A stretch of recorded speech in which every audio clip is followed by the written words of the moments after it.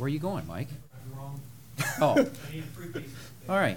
So we're back, and What first kind of out of the bag? gate is going to be, it's going to be Mike. Yep. Wow.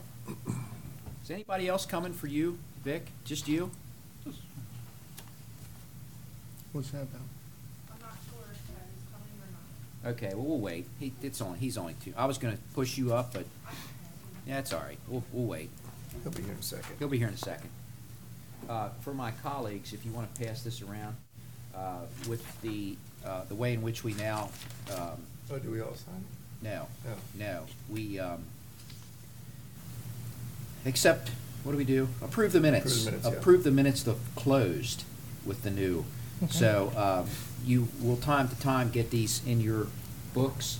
Just review them so that you can make the approval, decision when we come back in here, okay?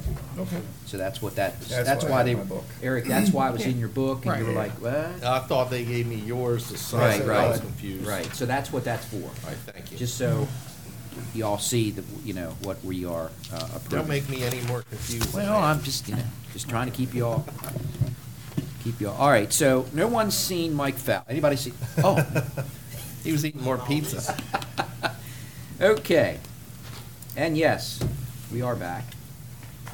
And first out of the gate this afternoon is our legislative update from Mr. Fowler, our legislative liaison. Mike, good afternoon.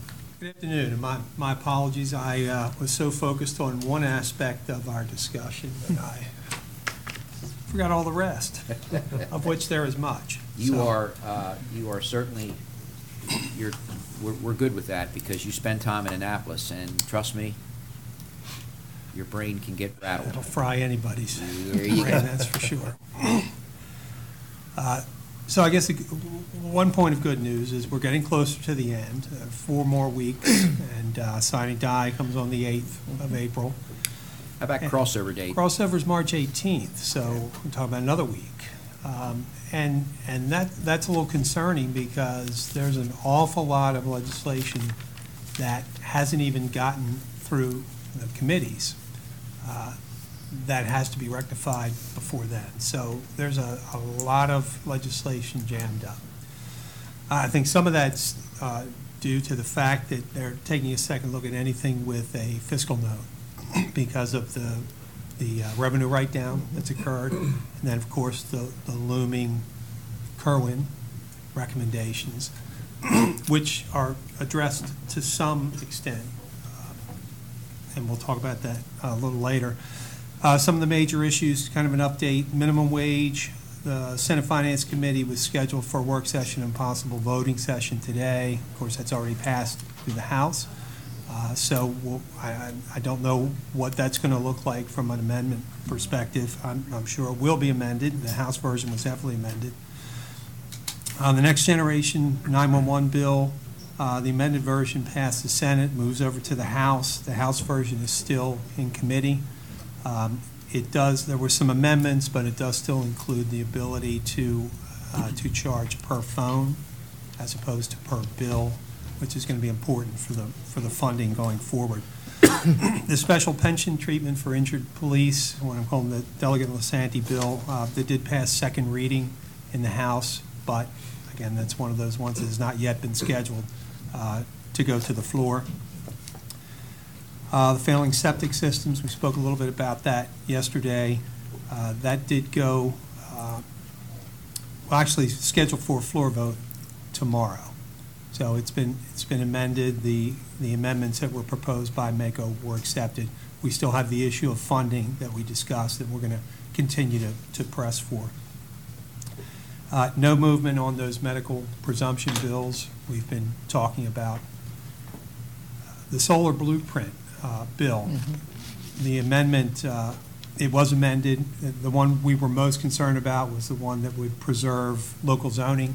I can give you the exact language of that amendment. It will recognize efforts by Maryland counties to address the development of solar energy projects through zoning ordinances, comprehensive plans, and other local land use policies. So that is in there, which is a good thing. The House version was heard yesterday in Environment and Transportation. Did not have the opportunity to view that, and hearing wasn't available yet. The polystyrene ban, mentioned that briefly. An amended version did pass the Senate floor in terms of what that regulates: food containers, plates, hot and cold beverage cups, meat and vegetable trays, and egg cartons. So that's in restaurants, fast food, food trucks, grocery stores.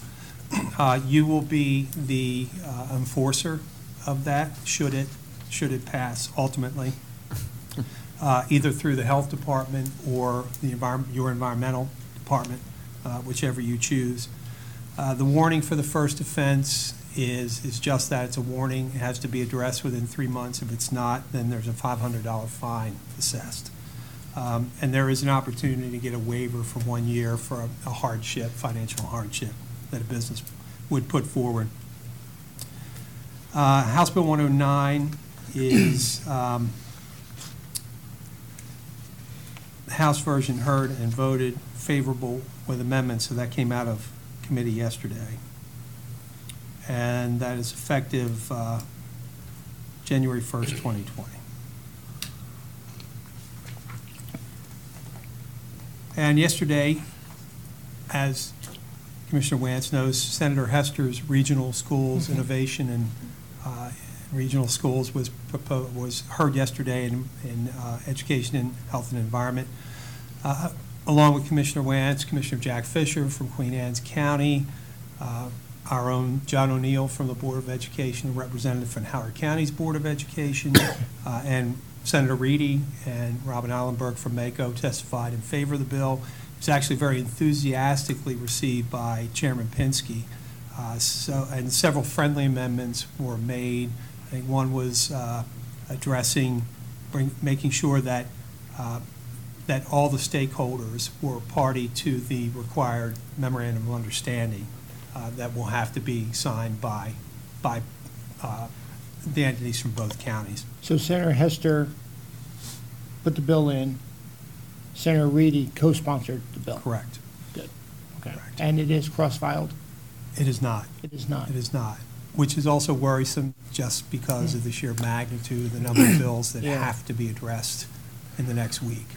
So stay tuned. No, but I appreciate the support. Looks like it's a good opportunity to work together with Howard County, with schools that are overpopulated, schools that are underpopulated, and coming up with solutions where we can look regionally. And I think that's why the two of them, both sponsored that bill, so it's good stuff. Yes, and no opposition, obviously, so. If not this session, perhaps next, but we'll see. And, of course, the 800-pound gorilla in the room, in my opinion, is called the Blueprint for Maryland's Future, and that's the Kerwin bill, or at least the aspect of the Kerwin Commission recommendations that are going to be addressed for fiscal 20 and 21. It's essentially a down payment. It's all state funding in this bill. The Senate version was heard jointly last night between two Senate committees, Budget and Tax and Education, Health, and the Environment. On behalf of MACO, Michael Sanderson was there, the Executive Director. Also, Jan Gardner, County Executive, Frederick County Executive Gardner. Montgomery County Councilman Craig Rice, who was on the commission, and Council Member Laura Price from Talbot County. So we sort of had a good mix of people there. Obviously, all in support of the bill because it is all state money. But again, the concerns were raised about moving forward and how the funding formulas really need to be scrutinized and not just essentially brought forward from what they are now, that they really need to be looked at and adjusted appropriately. I have the bill, and I forwarded to you a summary that MACO had provided of it, and I'll just hit some of the highlights. One, there's going to be, in the recommendations, there's a lot of attention paid to low income and struggling students. And so you will see a lot of a lot of the focus of that bill going to those underachieving students and those jurisdictions. Within this bill, there is something called concentration of poverty grants, and that will go to specific schools that have over 80% free and reduced meals. There are no schools in your county that meet that threshold, so that's not a grant that your board will be seeing. There's something called a teacher collaborative grant program, which is to establish training programs and really sort of in advance of the part of the recommendations is deal with teacher certifications and teacher education. That's $2.5 million per year for both 20 and 21. The school boards can apply for the grants. It doesn't deal with how much those grants will be in the bill, but it does prescribe what needs to be included in the grant request. So I can't get into those details. The bill is pretty long, but we might have some of those details as we go forward. There's also a teacher salary incentive portion, and we talked extensively about that yesterday. If the county funds, and we said that if the county funds teacher salaries equal to 3%, the state will fund a grant in 20 and 21 to go toward the additional teacher salary enhancements. Now, those increases would include cost of living, steps or increments, and other increases. So not only the dedicated increase, but also says to me that teachers that are being, their pay is being increased naturally by those steps. So if they reach that threshold, there will be $2.25 million that will come to Carroll to match that. For 2 years. What happens after that? That's right. To be To be determined. TBD. on the date. Right. Because once you give them the increase, and then as well as the state's not giving you the funding anymore, then my guess is the county has to pick that up. which is all Just part of that. guessing, but And it's actually, that was a large part of the discussion, is what would the expectations be after that 2 years? Would the expectations from the teachers be that the county, and the state, for that matter, pick it up, which is a Right, and in big terms of question mark. how much, I guess, remember, in the Kerwin bill, there is, or in the recommendations, excuse me, there is this discussion about creating a floor and a ceiling Right. for teachers statewide. So that will have to be analyzed. Each county is going to have to determine what their teachers are paid and whether they are above or below that. And so a lot of work needs to be done on that clearly. The rest of that story, just to let you all know, in case it's in anybody's mind, and if it's not, it should be, is the fact that we don't pay the teachers. So, Right. you know, when it says in Kerwin that the teachers should be getting a 3% raise and then the county will receive additional funding, it says county boards in there, but it remains to be seen as to what that means. We've talked about this in the 60th Board of Commissioners, about perhaps starting to give the monies to Carroll County Public Schools based on each of those categories. Remember, we had that discussion? yes. So I raised the question yesterday, and I think it was answered. I think, but I'm not going to go into that. But I think it was answered that, you know, they're aware of that, and it says county boards. So it just, when it was presented to us, you know, I reminded a couple folks, we don't pay the teachers. We give a lump sum, and they in turn take the money that we give them and do with it whatever they deem necessary to do with it. Part of that accountability thing that keeps coming up with education. Y'all remember hearing that word associated with education funding? Anyway. Yes, So- well, I think the way the bill is constructed, the board is going, the school board is going to have to lay out how Correct. those numbers Right. add up. But it's a little misleading when you get the bill when it says counties will, Right. okay? So just wanted to make sure you all know that. But you know, this could be the catalyst to have that conversation on how the budget process should be going between the county and the Board of Education. And you know, I'm open to having that discussion, however we can do it better. And this may be one of those reasons why we want to have that conversation, so. Okay. The state will fully fund a mental health services coordinator for each school system at $83,000. Again, no discussion beyond 21. Keep that in mind. This is all 20 and 21, nothing beyond. Right. Funding for additional services for students with disabilities. This, as it's described, it's a percentage within the bill. It's 137.5 million across the state, 2.54% for Carroll. So by my math, and which is always a little shaky, about 3.5 million is what I get. And then we have something called Transitional Supplemental Instruction Program for Struggling Learners. So struggling learners is defined as students who are achieving below grade level in English or reading in kindergarten through grade 3. So about 429,000 devoted to that In Carroll County. in Carroll County, yes.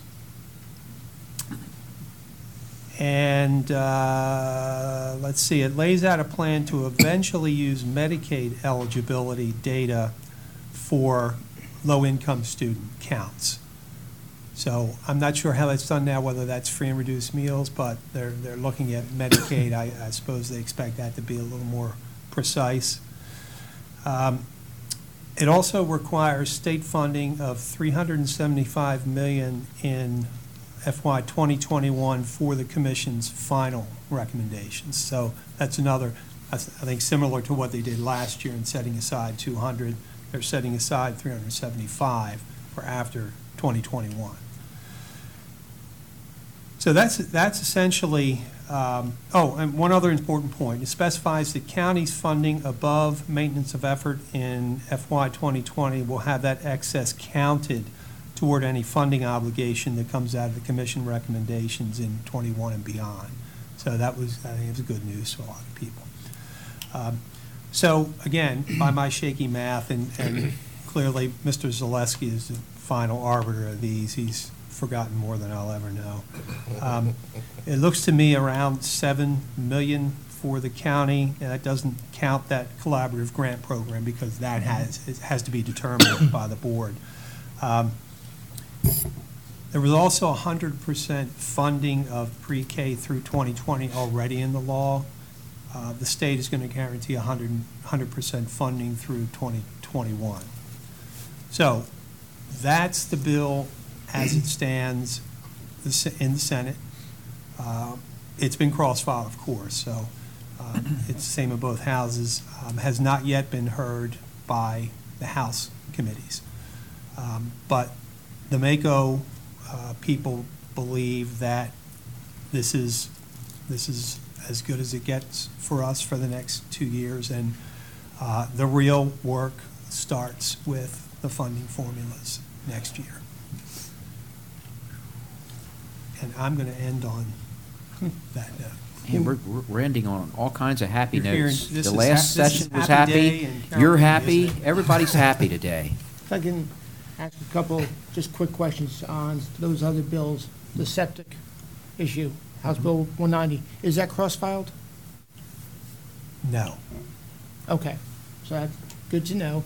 And again, the intent there is if someone is deemed to have a failing system, and if a cesspool is directed to be a failing system regardless, my biggest concern is that funding is available for those that need to replace their system, as opposed to just being forced out of that and then out of their pocket paying $50,000, $60,000 for another system. So I appreciate MACO taking that on and doing some of that work. Yeah, we need to provide some numbers to them. That's correct. So I reached out to the county to get some of those numbers. I know it's in MACO. The second is the solar blueprint. Is that cross-filed? Yes. Okay.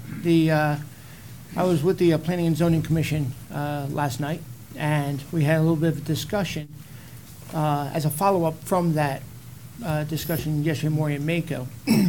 the direction from the land use subcommittee, I can't remember his name. Les, Les No. Knapp. Well, Les, and then the gentleman that's the chairman. Oh, Michael Wilbur. Sanderson. No, I'm No. sorry, Wilbur. you're talking about Yeah. Wilbur.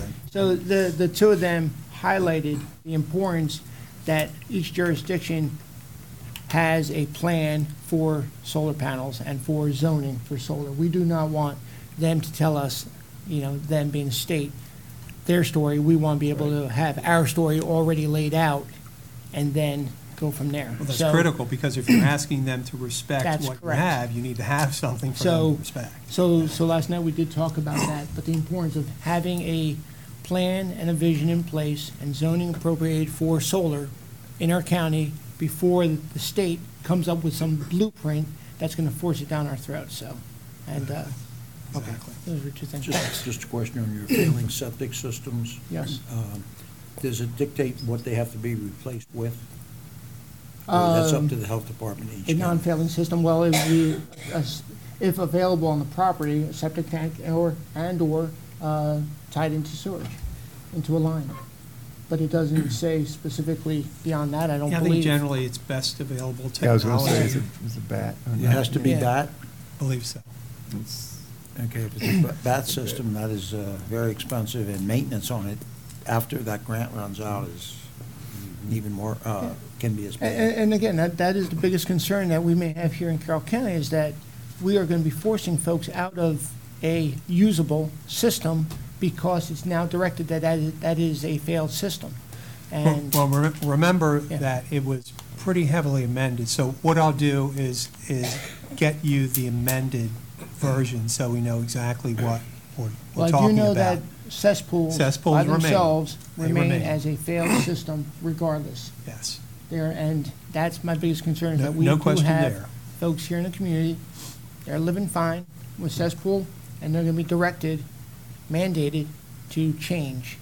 And they don't have the funds to do that, and I wanna find funds available for them to do that, if they're forced to do it, so. yeah, the bill as it was originally drafted was pretty vague. The language has been tightened up considerably, and I think that some of the result of the stricter language was going to lead to some pretty expensive maintenance and repair bills Right. for people with just not necessarily failing. It was an expansive Right. definition of failing. That definition has been reined in pretty significantly. But again, that cesspool portion remains. Yep, okay. So, I've gotten a number of calls from constituents that are concerned about the state retirees prescription drug program. They've kind of ramped up in the last day or two or three. And there are some bills to address that, but I don't think they're getting anywhere. The reason, I haven't looked into this too deeply except for the last couple of days, because it really didn't affect the county per se. But apparently, that program, which is prescription drugs for retirees under the state retirees, that was pulled back, supposed to be effective this year. There was a federal lawsuit filed, so the state has held off on that for now. But these bills now that you're discussing have been put in to reinstate that benefit. And as I read the fiscal notes, the liability for the state increases significantly, somewhere around 10 billion or more.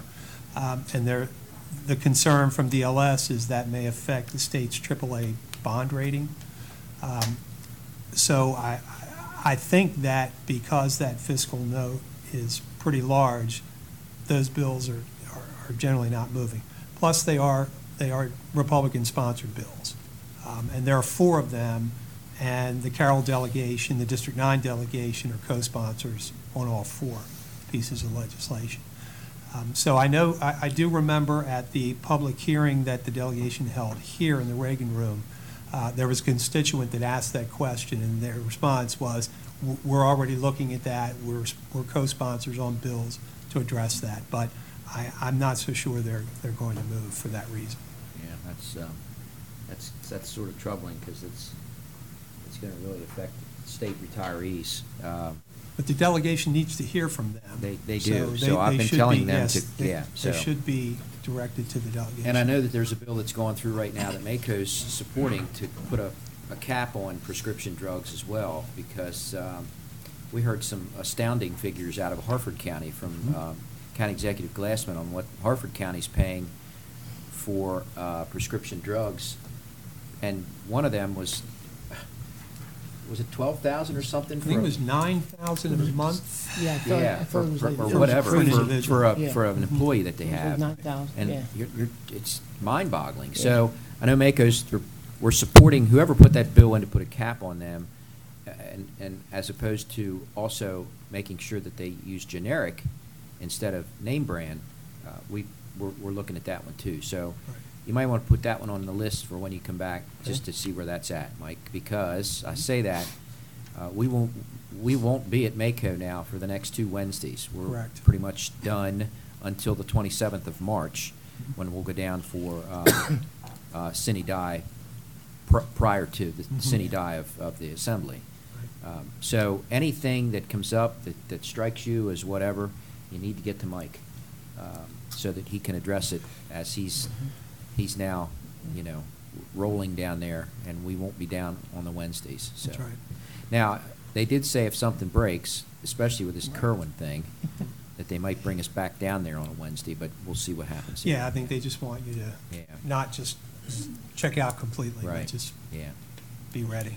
Yeah, I think So- the bill you mentioned is to create a commission to oversee Right. and look at that. And Yeah. one of the questions was, or I think one of the aspects of the bill is to create an MOU with a neighboring state that already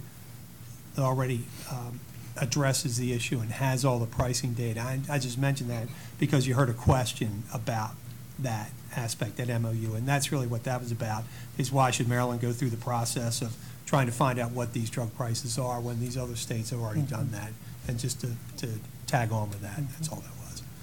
Okay. Anything else for Mike right now? Just appreciate the responsiveness that you're providing us, and obviously the Thursdays really helps us, so thank you. That helps me, too, frankly. I need to hear from you. It's good to hear on a regular basis where your Okay. concerns are. All right, Mike. All right? Thank you very much. Thank We'll be talking Apologize. almost every day, because Yeah.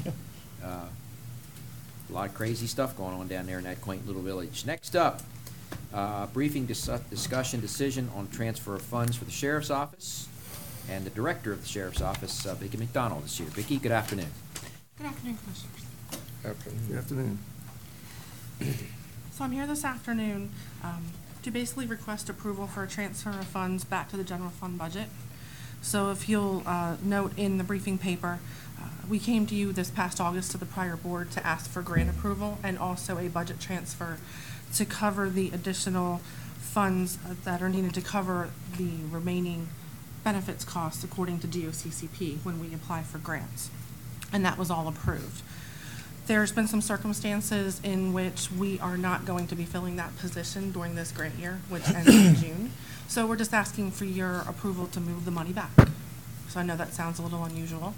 I can certainly explain the circumstances around that if you like.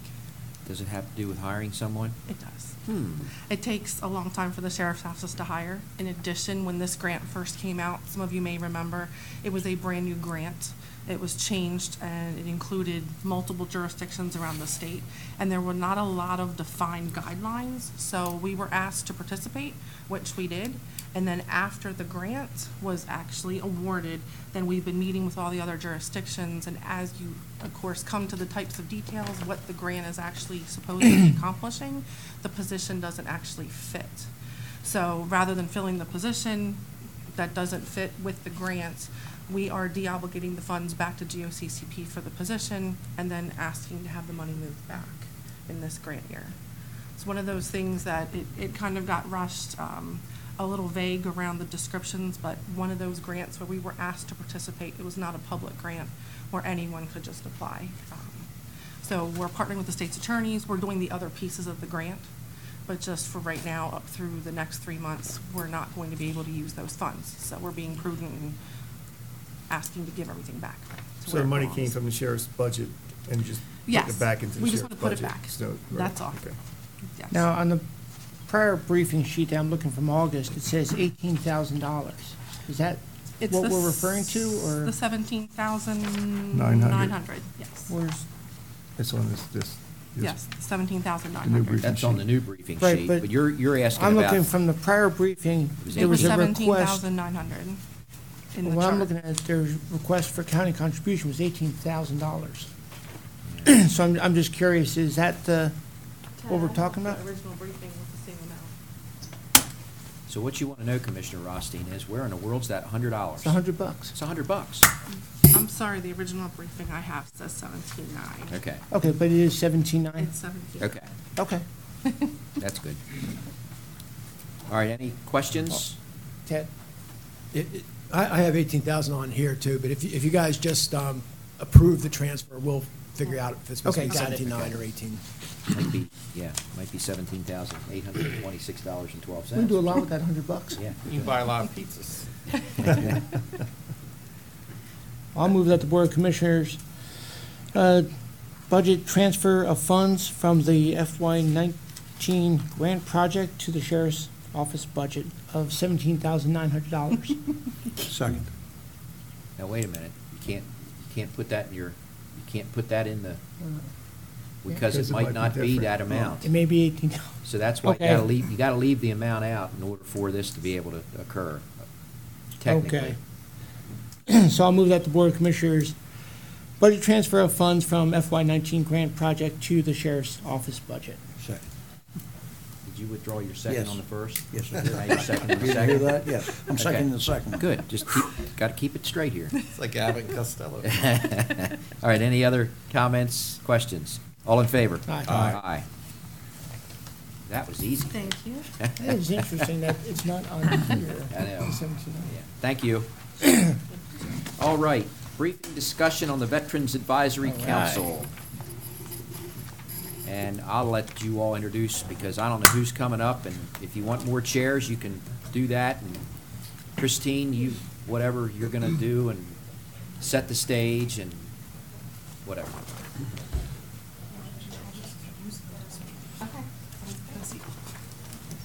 Good afternoon. Hey, Hi. I'm just going to introduce everybody and then switch seats with Gina. But this afternoon, the Veterans Advisory Council has a briefing for all of you. I'd like to introduce Larry Burbank, who is the chair of the Veterans Advisory Council, Mark Fisher, who is an active member of the council, and Gina Valentine, who is the Aging and Disabilities Supervisor for the Bureau of Aging and serves as staff support for the VAC. With that, I'll leave it in their hands. So. Bye. Bye, see you. Thanks. Thank you, Christine. First of all, I'd like to thank you for the support the last 5 years. It's been a good program. It's been good working with you. And the VEC became effective January 1st of 2014, and we're in conjunction with the Department of Citizen Services. Without them, we would be in a bind. We really would. We meet the third Tuesday of every month at the VFW post here in Westminster at 2 p.m. And what we do, we provide programs and services that they can share with the community.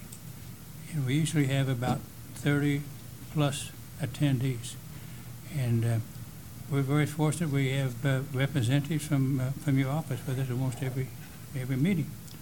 Okay, the next on the agenda is the access. And we focus on work development, employment, and mental health during that focused operation. Navigation, we just formed that navigation, and we have just a little problem getting into Fort Meade and Fort Detrick, but we'd like to visit those folks coming from those facilities to Carroll County. Transitioning to civilian life, it's very important that they be informed. And our outreach, we just formed that, and we have a book club that meets every month. And our jobs and employment, Burke is just across the street from us to the to my left. And John Maney is an Army vet, and he handles our veteran services, and he attends our meetings almost every month. The committee, we just formed that. I'm the chair. The vice chair is Elaine May Stem. She's a retired sergeant major from the Marine Corps, and very, very fine young lady. Mark is to my right. He's agreed to be a member of the committee. And Bill Nash, he's commander of the American Legion of Hampstead. So that would be our committee as far as the initiatives as they come through. Let's see if we've got another frame here. I think the community impact is very important, and Mark's going to talk about that. I noticed in your communication with us, you want suggestions for future initiatives. I would like to think we could continue communication with you folks. With the Department of Citizen Services, it's a great family we have there, and we're trying to connect with our veterans coming to active duty in every manner possible, because we need to welcome them home to Carroll County. And I know I'm speaking to the choir here in some cases, but that's what we need to do. So I'll turn it over to Mark. Okay, Mark? So before Mark starts, I just want to mention that Bill Nash, that Larry referred to, he is in the room. He's, again, one of our other appointed council members who's agreed to participate in the executive committee that was recently formed. And then as Mark talks about community impact and about potential future initiatives, as we met, we referred to the bylaws for the Veterans Advisory Council and what the purpose of the council is in creating or trying to determine what some of those initiatives might be. So I just wanted to mention that. So, Mark. Just like to highlight a little bit the impact on the community we have with the Veterans Advisory Council. As far as with the hospital goes, particularly the hospice does a tremendous job with our veterans. And we have members from the hospice come to our meetings every month. They just do tremendous work, and that's one of the connections we've made with the hospital. About educating the public, that's a huge part of our work, because so many veterans have no idea what benefits, what services are available to them.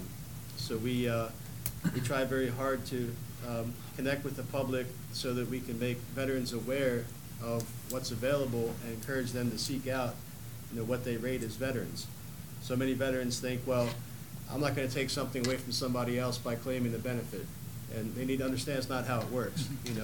So that's a big part of our community outreach, and we'd like to provide opportunities for other agencies and services and businesses to partner with veterans, and so we try to do that. We have people from the business community come to our meetings. We have people from various services throughout the county come to our meetings. So we try very hard to connect our veterans with people who are, needing their services, and connect us with businesses and agencies that support veterans.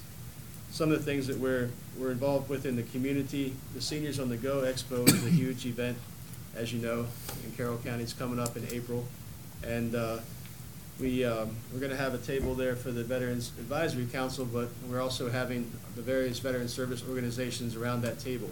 So we're all going to have all the veterans together. There'll be the American Legion, Marine Corps League, Catholic War Veterans, all the different veteran services organizations will be there. And that's a way of outreach to the people that are coming to Seniors on the Go, so they can approach those veterans organizations, get information, and hopefully, be connected to services and that kind of thing. Our members are active not just as a council, but also individually in the veterans community. We had a veterans forum at Carroll Community College, and that was a sort of a resource fair, sort of. And Veterans Day events. I think that all of us on the council that are veterans are involved in some way in Veterans Day. You know, I was at the Westminster Veterans Day commemoration, for instance. Wreath Across America, I was a guest speaker at the Wreath Across America presentation at Meadow Branch Cemetery. So all of us are very involved in different ways in the veterans community. And our members also completed the Open Meetings Act and ethics training to comply with regulations with there. And to further our outreach, we've come up with some initiatives that hopefully will allow us to do that. We're looking at different events in Carroll County where we can have a presence. I think it would be a fantastic idea for us to have a table, for instance, at the Flower and Jazz Festival. You have thousands of people walking up and down Main Street, and they're going to see us, you know, and approach us. It's amazing how, if there's something that's veteran-oriented, a veteran may approach them for the first time. The 4-H Fair is another one. I have a table at the 4-H Fair for my business. I put a Marine Corps flag up there, and I'll tell you, those guys come up and they talk to me. And I think 2 years ago, I had a young Marine veteran from Iraq. He had a wife and 2 kids. He walked up to me, and he had just lost his job. He needed help. I connected him with the veteran service officer from the American Legion. He was able to get that help. So if we had a table for the Veterans Advisory Council at the fair, you know, I think that it would be very productive for us to reach people, and that's what we're supposed to be doing. And then we're hoping to have an open house, maybe at the senior center, where we can have all the veteran service organizations there, and people can come there and gather information. Another thing we can do is assist people to get the Veterans ID card, which is a card that's available to veterans who are not retirees and who are not on VA health. So it's we had an open house at the American Legion last year for that purpose, and we were just overwhelmed with you know, people coming there to get help to get that Veterans ID card, which allows them to, you know, benefit from the discounts and whatnot in the county. As part of our research subcommittee, it's constantly identifying the needs of veterans in the county, you know, whether it be homelessness or joblessness or anything that our veterans need, health care. You know, we're just trying to constantly identify those needs and help to address those needs. And we're pledged to contact other counties to see what they're doing, but I think that I've heard that Carroll County is a model for how we treat our veterans, and very proud of that. And then Elaine Stem and I are going to do some research in the county to find out what kind of discounts and benefits are available in the county for veterans. Everybody knows about, you know, maybe Applebee's or Green Turtle, they give discounts, but we're going to try to you know, go county-wide and find out what's available. And finally, we're trying to put together a veterans resource guide. The state has a beautiful one. It's about that thick. It's a book. We need one for Carroll County. So we're going to put one together specifically for Carroll County, what's available in Carroll County, and you know, and get that out there to people so that they know where to turn if they need assistance. So, and lastly, I just want to add that, of course, Governor Hogan designated 2019 the Year of the Veteran. So in addition to the proposed initiatives that Mark and Larry have both talked about, we intend to have, well, we always have Veterans Day celebrations at each of our senior community centers, and so that'll be the theme for those events this year. We intend to run articles in the senior center newsletters related to veterans and every month through the rest of the year. The open house that they propose, that would be in partnership with our Veteran Services Program, that would be something else that we would do to celebrate veterans and focus on that theme. And then the council members, that they want to be involved in Memorial Day Parade, you know, this year. And so we need to talk to CTS about this, but possibly having a veteran shuttle in that parade with some of the council members on it. So of course, we want to hear from you, commissioners, about your thoughts, your input, what types of initiatives that you might want the council to focus on. I'll be more than happy to kick this off. I applaud everything you're doing. As you know, as I participated on the council, and now, along with Commissioner Weaver, have the chance to be ex officio on the council. The work you do, and you are, and we are, as a community, a model in the state. I've had these conversations with Secretary Owings from Maryland VA, and he often says the exact same thing. From the VSOs that we have within the county, to the shuttle service, to all the work you're doing. The key, and I appreciate you being here today, as this is 2019 Year of Veteran from Governor Hogan, is from an advisory council, looking at the word advisory, how can you advise us in the government to do not more, to allocate our resources, our time, our people, and our money in the right direction for the priorities taking care of our veterans? You're doing just that by what you just shared, that resource guide, the outreach, the advocacy. You know, I would propose to our newspaper that this is 2019 Year of the Veteran, that there should be a column for our veterans, and periodically, whether it's bi-weekly, weekly, monthly, regardless, but so people know where to go. And we've all discussed this. The biggest challenge for our veterans is there's sometimes too much information and they don't know where to go. You're making it easier and easier every day by the work you're doing. I think that resource guide is going to be a great help. I think your ideas of going out and be the advocacy for our veterans in these different programs and places is definitely going to help. Mapping that out, putting a calendar out there, working with, again, the newspaper, other media outlets, and us. Because again, the key is, how can you help us prioritize our resources better, time, people, and money, to take care of our veteran community? But, you know, first and foremost, congratulations on all the work that you're doing, you know, and I definitely do believe we're a model because of you and because of our community, so. Ditto on the way you run an organization. As an advisory council, you guys are a model, and been quite a few of them, and thank you for what you do and keep it organized, and the amount of people you have attending meetings is phenomenal. So that's great. Now, I want to go one step further. Your resource guide, I love the idea.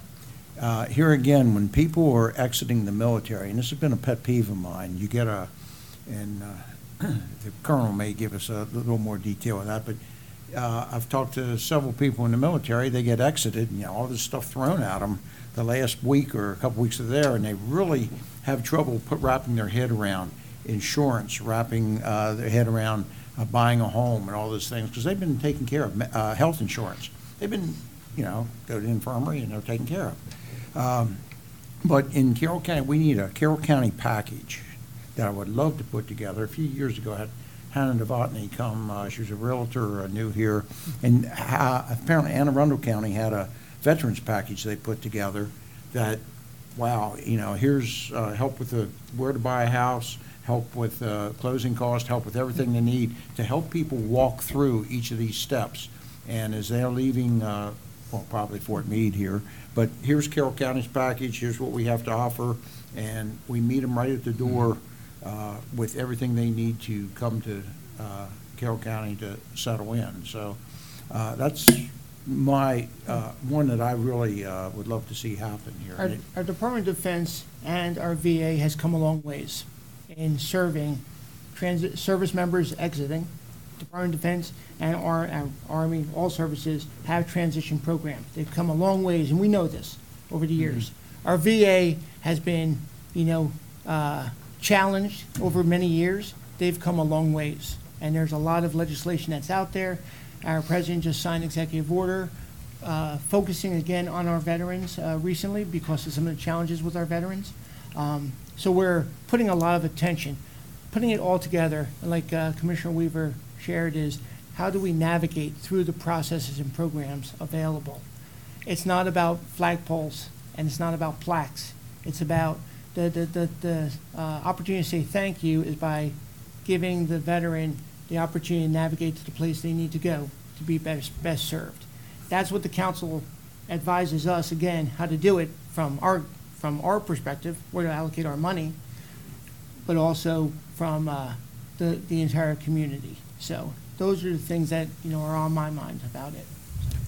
And we have a new editor, I think, at the paper. Is that correct?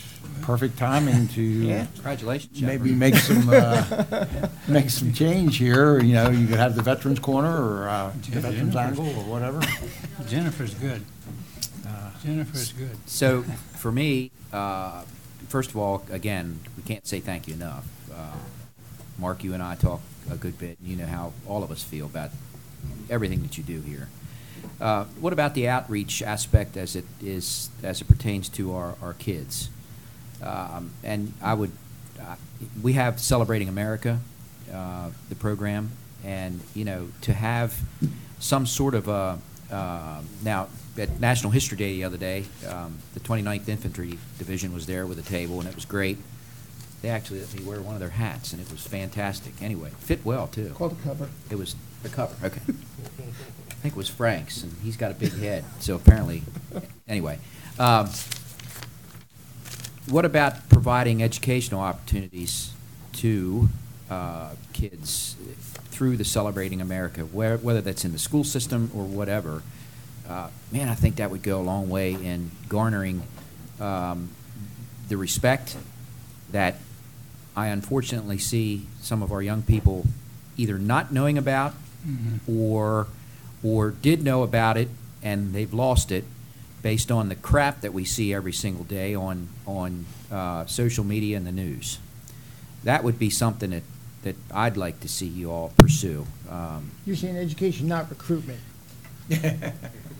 Well, either way, it could go either way. Service recruitment. It could go either way. My nephew's graduating this year from Winters Mill, and he's right now he's working very hard to prepare himself to go into the Marine Corps soon after he graduates. Cool. So perhaps that would be something too, where you get that age group of kids. But even our younger folks in maybe middle school level, just to give them here's what we are and here's what we did. I think there would be a perfect partnership with the Celebrating America group to provide that kind of opportunity. So that's sort of what I'd like to see from you guys. I mean, honestly, we can give you a whole list of stuff. You're exhausting yourselves anyway with all the outreach that you're doing, and I applaud you. But I'd kind of like you to focus there if you can. Perhaps come up with a program or whatever to do that.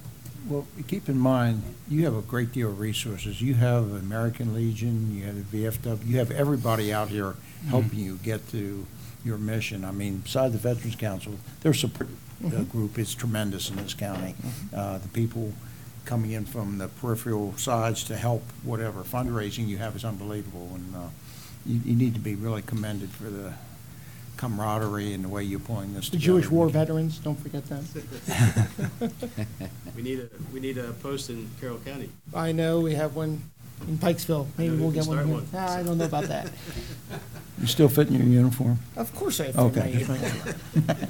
I do, if I could make a comment, Commissioners, something wonderful that Carroll County's done that other counties haven't is the Veterans Day commemorations every year. And, I think almost every school, if not every school in Carroll County now has something. So, Commissioner, that's part of that education in the schools. Winters Mill does a phenomenal job with that. I think they were one of the pioneers. First. And they were the first ones. And it's been carried on even, St. John's, where my daughter goes, they have one every year now. And it's been contagious. So that's part of that educational thing. And then the Marine Corps League has a program where they go into the schools. It's called a flag program. And they go through every flag in the United States history, from the very beginning up to today. It's a presentation, the kids are interactive, veterans are there in their veterans uniforms doing that, and, I think maybe we can try to get them more active with that. I know the guy that was doing it moved to Florida or something. Some people go down there for some reason, but it's buggy. It's buggy. Some people your age go down there. Wait, you were talking to Weaver, right? You were talking. You got us mixed. He got confused. That's right. I was talking to Weaver because you guys are on the report, yeah. But anyway, that was a great program. We were doing it in the public schools until that that gentleman moved away, and we're trying to get it back up and going. But that's something similar that would bring veterans into the schools, and that was focused on the middle schools. So. Good, okay. But you are bringing up a point about veteran organizations are getting older and older. And we know that, as many of us belong to so many of them. Yeah. And the average age is anywhere between 60 and 94. They're just becoming very old. These programs highlighting transitioning service members, veterans in our community, and getting them engaged, at a much younger age. Our Veterans Advisory Council is doing that. We have a lot of energy in that advisory council from all generations. Part of that education piece and part of that outreach through the newspaper and through us and through you is getting veterans in our community, younger generations, more engaged. And so that may be another outreach effort, educating for the kids, very, very important.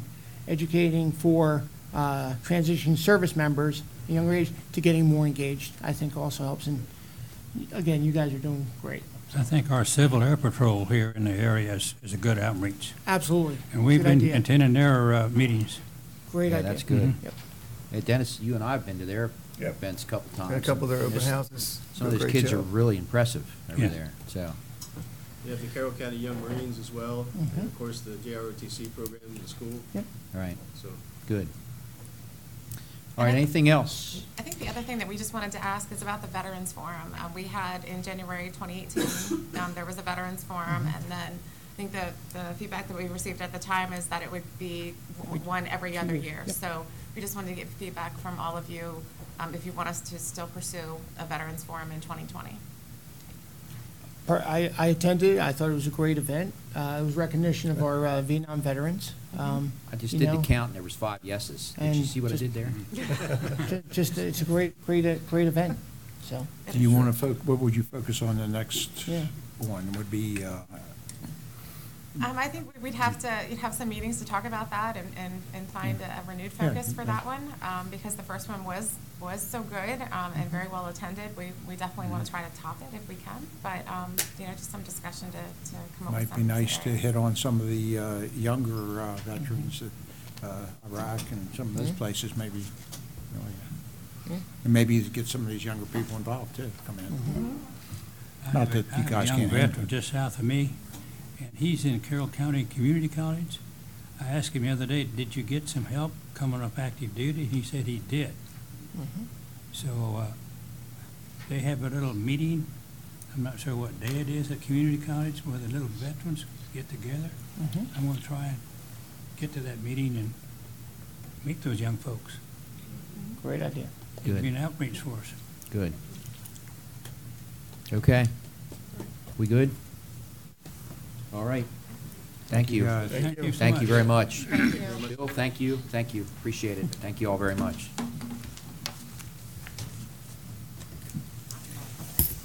Okay. Does the newspaper have their challenge ahead of them here to get this column started? No, we actually talked about doing a veteran column actually very recently, so. That'd be awesome. Pretty perfect, yeah. Cool. Okay, she's out of order. She's out of order. Okay, next on the agenda, bid approval for zebra mussel eradication at the Hides Quarry. What's his name? So our Director of Department of Land and Resource Management, Tom Devilvis. Tom, good afternoon. How are you?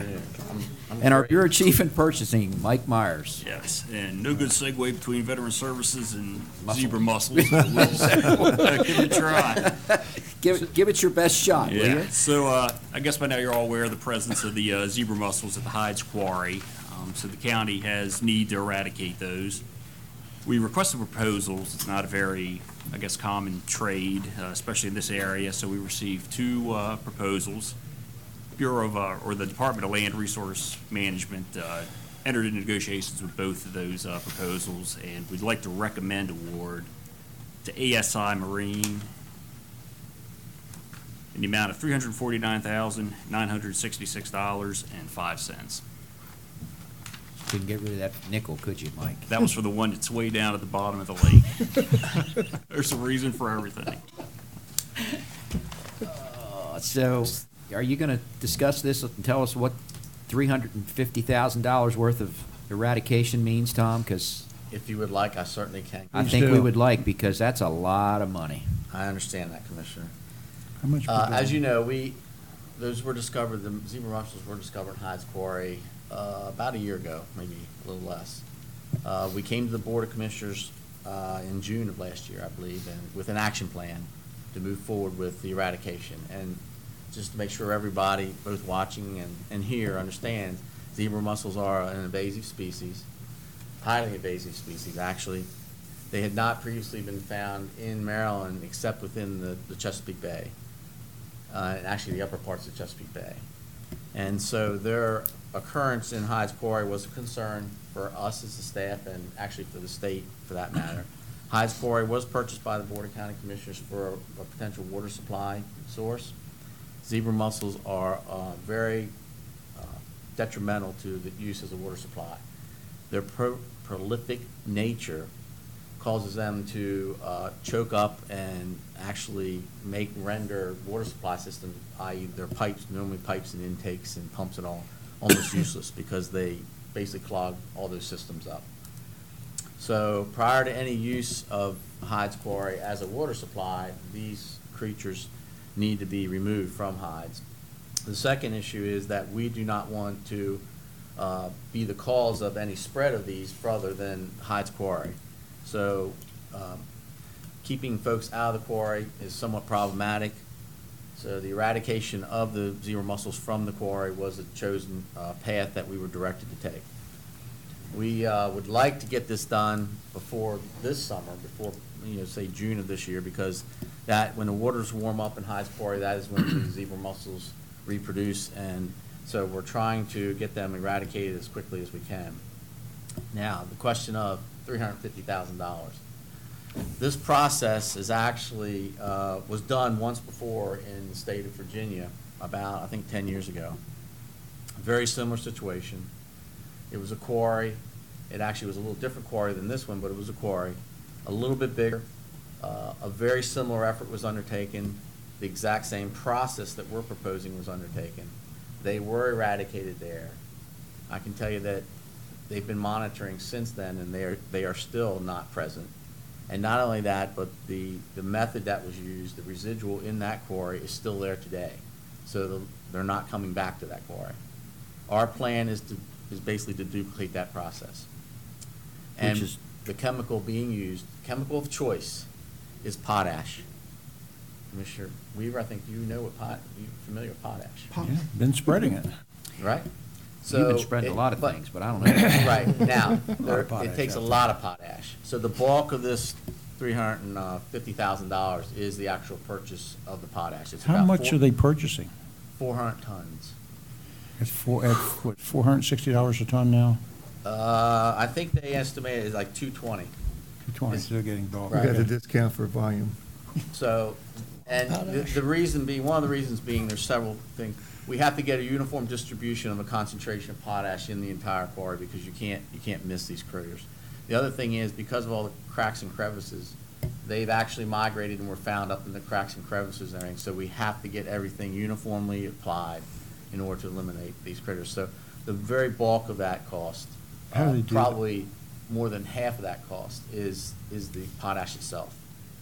How do they do that? Divers or? No, actually what they'll do is they have a modified like pontoon boat that they'll put out there, and they have basically hoses that go down from that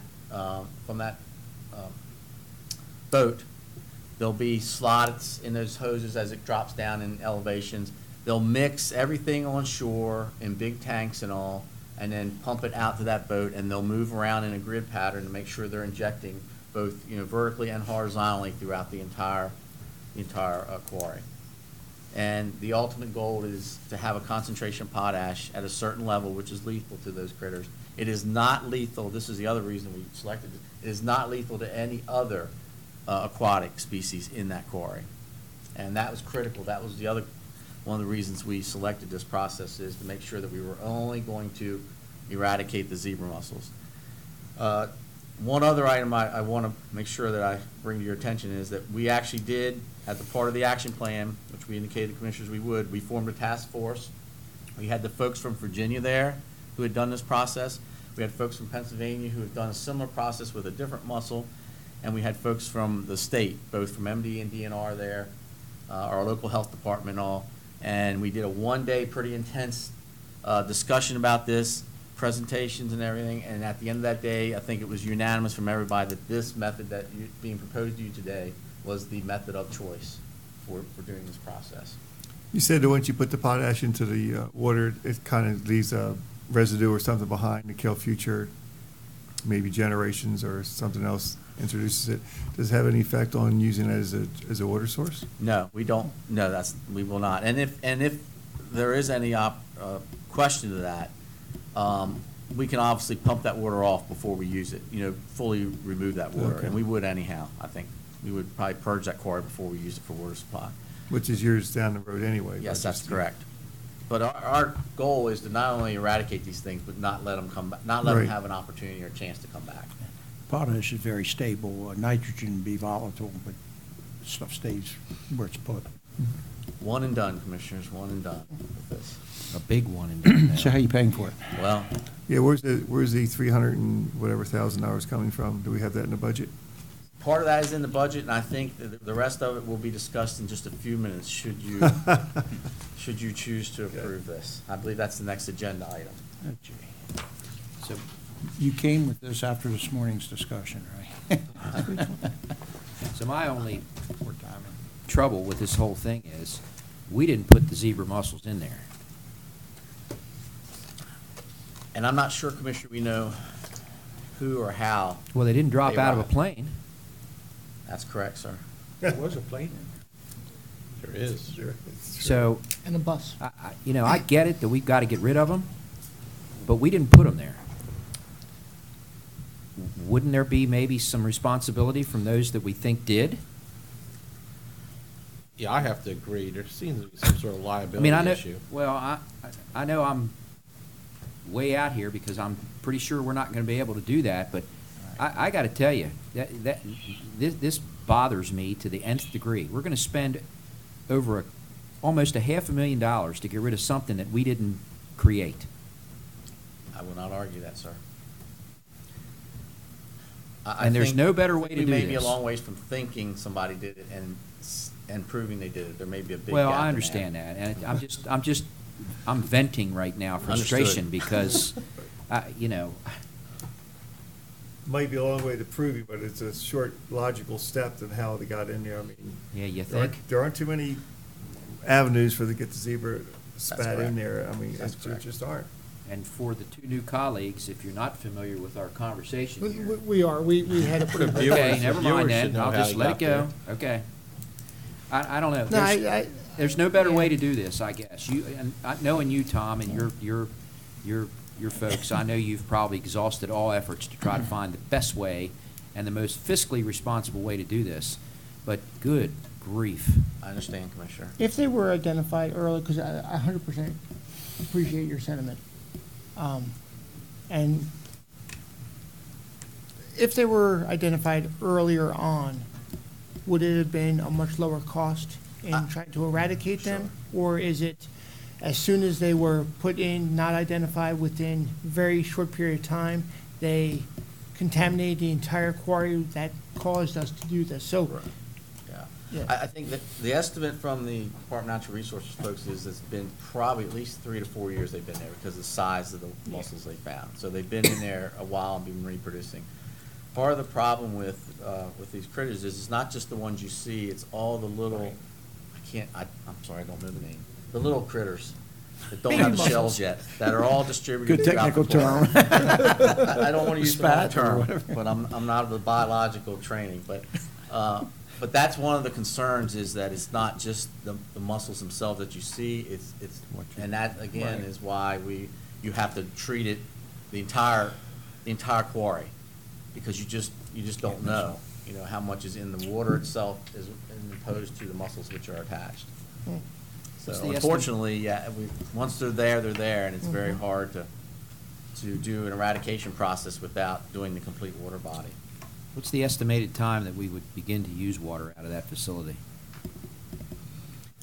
That's a good question, Commissioner. I'd like to see it immediately, but I'm not sure that's going to happen. Let's say then- 5 to 10 years. Which leads to the question, if we do nothing, what happens? Well, they continue to reproduce and get a lot worse, all right? And the other issue that I want to bring up, and I think it's a big issue, if we can't control access to that quarry 100%, I don't think we can. Right. Anybody that gets in there could get out, and they could go into another water body, say with the clothes they had on or whatever, and those zebra Carry mussels it. could be transferred. And I think that's something that we should say we don't want to have happen. We don't want somebody to point back and say they came from Hyde's Quarry in Carroll County to another water body. I just don't think that's what we want to see happen. Is there any potential for state assistance or grants to address this? We attempted that, and there was not much assistance. Told us either to in take a money- hike? Either in money or technically speaking. Pardon? They told us to take a hike. That's what they did. I don't know about that, but there was nothing available. Now, we are a couple items down. I think after the next one, we're going to look for a small grant to help basically create a report from this, but that's the best we could do at this time. We're going to continue to look, but there's nothing out there in the state. They didn't, to be very honest with you, they didn't know how to even respond to us when they were first found, because they had not dealt with this issue in Maryland. And so we went searching and actually found some things, the folks in Virginia. So, I understand what you're saying. They may not have dealt with this specific zebra mussels, but they have dealt with other, invasive species and Yes. contaminated areas that had to be cleaned. So, for them to focus just on the zebra mussel, that's the wrong answer.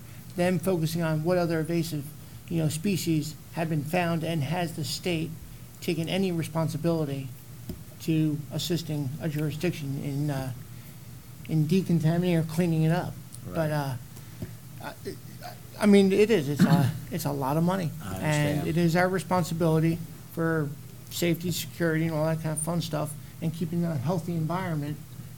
But I don't know, I'd like to try to find some more money somewhere. Can you eat these things? I can't. Because I'll go get some butter and we'll have a big old mussel roast over there, and maybe I'll get rid of 40% of them, and then we'd only be down to like 240 to put into it. I don't know. It says you're going to ensure successful eradication. Is there a guarantee with their work? As much as any work can be guaranteed, the level that we're doing it at is above what the lethal level is, Commissioner. And again, I think based on the success they had in Virginia, which was phenomenal, I don't see where we can't duplicate that. The good part about this, if there is any good part, it is a confined area. And there's not any like surface water going in or coming out. It is a confined water body. And that way we can really control what goes on there, and I think we can eradicate them. So I do feel like we will have complete lethal killing of these critters. What I'm asking is here, we eradicate them now, and as things, 5 years from now, all of a sudden, somebody jumps in Pretty Boy and comes over and gets in hides, carries them back in.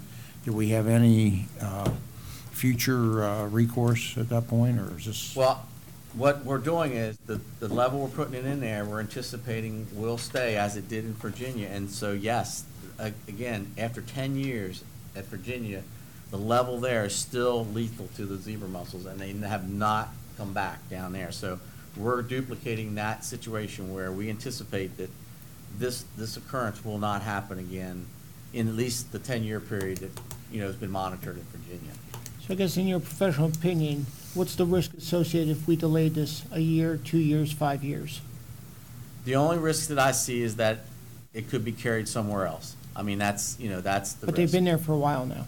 3 to 4 years, yes.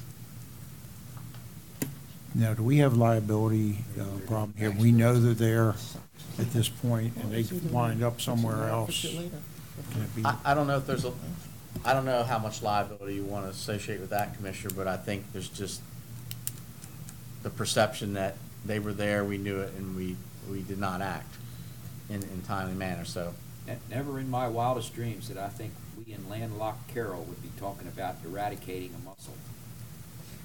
Commissioner, I never thought of this issue when we had discussions about hides many years before these even occurred.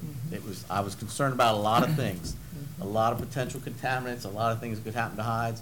This was not ever on my radar screen, I will tell you that. So what's your breakdown of how we're going to cover the cost of this thing? What do you got? Because that's obviously that's the next question here.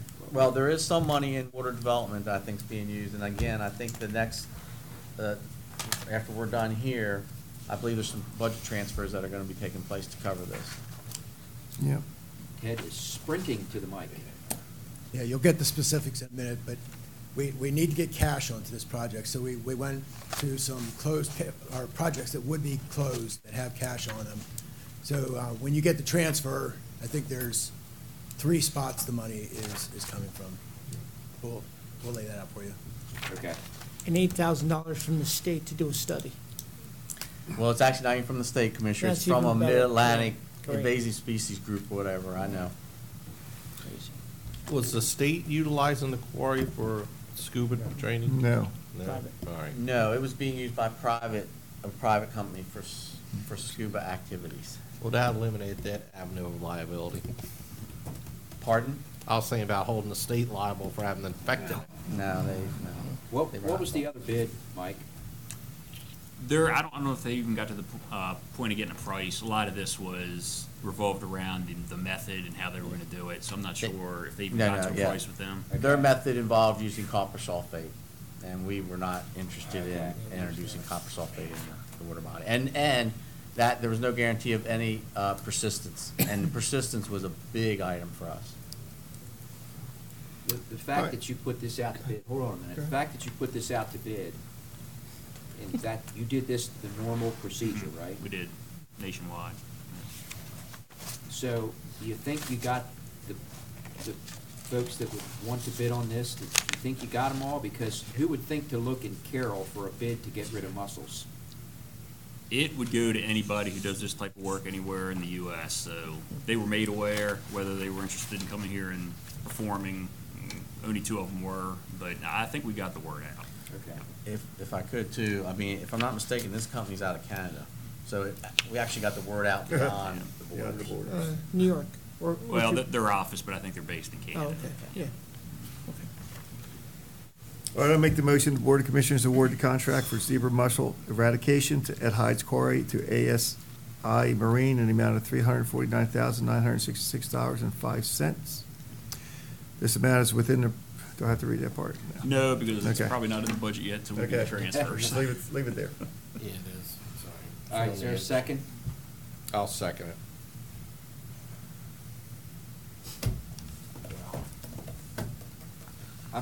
We're sort of doing this backwards a little bit. I sure would I like to feel hear like where it. the money's coming from before I vote to do this. I know it's listed after this, but procedural here, I don't know, Tim, you gonna throw a flag on this, but I'd kind of like to know where the money's coming from before I vote for this. Well, I can tell you. The reason we do this order, there wouldn't be a budget transfer unless you. Well, I understand that, action. but in this particular instance, it's a little bit unusual, so unless my colleagues have a different thought, I'd like to hear it. Go ahead. I'm good with that.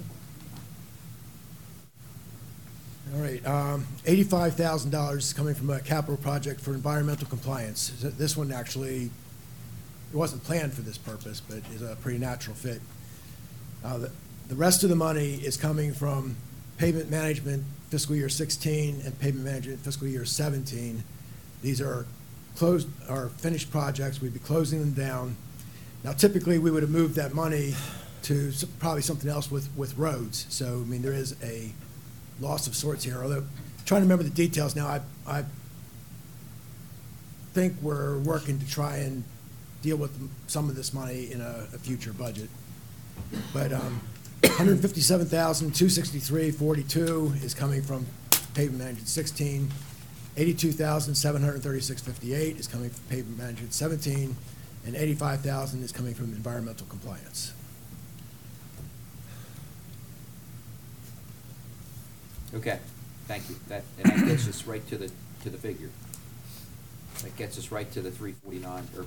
I didn't add it myself, but I'm assuming so. Pretty close. I guess the only other discussion point is if this was identified 4 years ago, why wasn't it proposed 4 years ago to begin the eradication of the mussels and put into the budget from the previous, budget sessions? I understand. No. The mussels were only discovered less than a year ago. Okay. They were Okay, discovered got in it. the late May of Got it. 18. Good. Got it. So we wanted to move to try to get the eradication done before the next breeding season for these. Sounds good. Thanks. As a result of transferring those two funds, the paving funds, Ted, are we not gonna do, well, I know what the answer is. Was there something slated for that money? Or were we just gonna plug it into some project because we had some left over? Gravel road. Yes, the second thing. Wasn't a gravel road, was it? 3-year gravel roads. It was rural Well- internet. I don't think we would have determined that yet. Okay, all right. You're not getting rural internet now. Can I use the mussel shells to put on the gravel road? Yeah, exactly. Win-win. We will have plenty of those shells when we're done. Press those, They do open press up. those shells down on his There will be roads. plenty. Use oyster shell. I'm trying to, yeah. Recycling. Down on the shore, there's several homes that have those as driveways. Yeah. What do you think, Tom? You bet. It was All right, I got a motion and second to do the eradication. Any other questions? All those in favor? Aye. I'm voting no. Okay. Thank you, Commissioners. I know Thank it's you. got to be Thanks. done, but I think there's, well, I'm just going to let it go at that. We've talked about it enough. All right, next is to transfer the funds in order to do the zebra mussel eradication.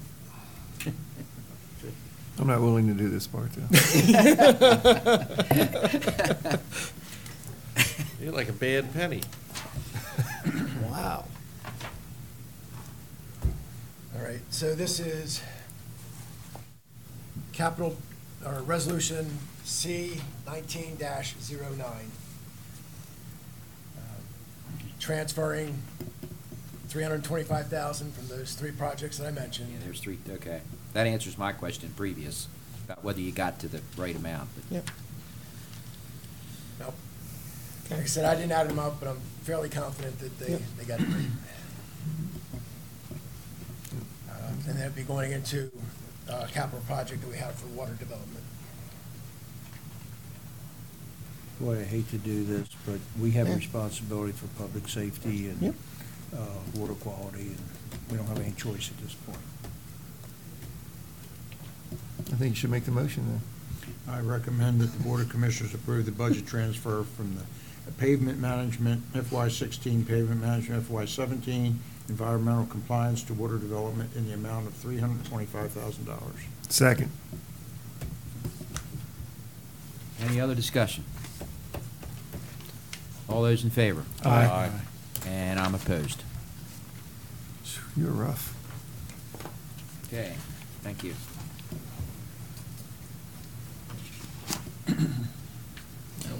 All right, next is request approval for a grant application and acceptance of award on the Mid-Atlantic Panel on Aquatic Invasive Species. Mr. Devilbiss. Yes, I'm joined by Zachary Neal, who's our hydrogeologist. He worked very intently on this grant, and Kelly Martin, who's our worship grants technician, and the two of them collaborated actually on this grant application, and this is to help partially pay for what we just discussed. And basically what it's going to cover is the final report and all of this whole process that we're going through. And it is a request to the Mid-Atlantic Panel on Aquatic Invasive Species, and I will let maybe Zach just briefly talk about it, and then Kelly can follow up. Sure. More or less, like Tom said, it's going to cover the final report. It's mostly going to focus on the technical elements of what we're engaging the contractor to do. We'll match it. I would say economically we already are with the eradication itself, but our staff will take the time to draft section or companion sections of that report. At the end of the day, it's ultimately meant to be a public guidance document, so it's something we'll have here accessible to people. It's something that will be furnished to the Mid-Atlantic Panel on Aquatic Invasive Species, the Department of Natural Resources, basically to act as a roadmap for invasive species response going forward. Because the last time this was done was, again, the mid-2000s. So we're in a different state, different regulations in effect, and they do change through time. Basically, I don't have much to add, just we couldn't find a larger source of funding for this project. This is all we could get for you, so this $8,000 comes out of your $350,000 total if we're successful. Better than nothing. It's true. you put Kelly looking for monies, and there was nothing out there at this time. I mean, we're not gonna stop or quit, I can tell you that. I'll make a motion, the Board of County Commissioners approve the submittal of the grant application and acceptance of award to the Mid-Atlantic Panel on Aquatic Invasive Species. I'll second. Anything else, question-wise on this? All those in favor? Aye. And I'll vote no. You're not in favor of the grant? This is fun. I'm not in favor of the project at all. Okay, Thank you, Thank you. Commissioners. Thank you. Thank you. We would have Hyde Quarry completely unused from this point on. Unusable.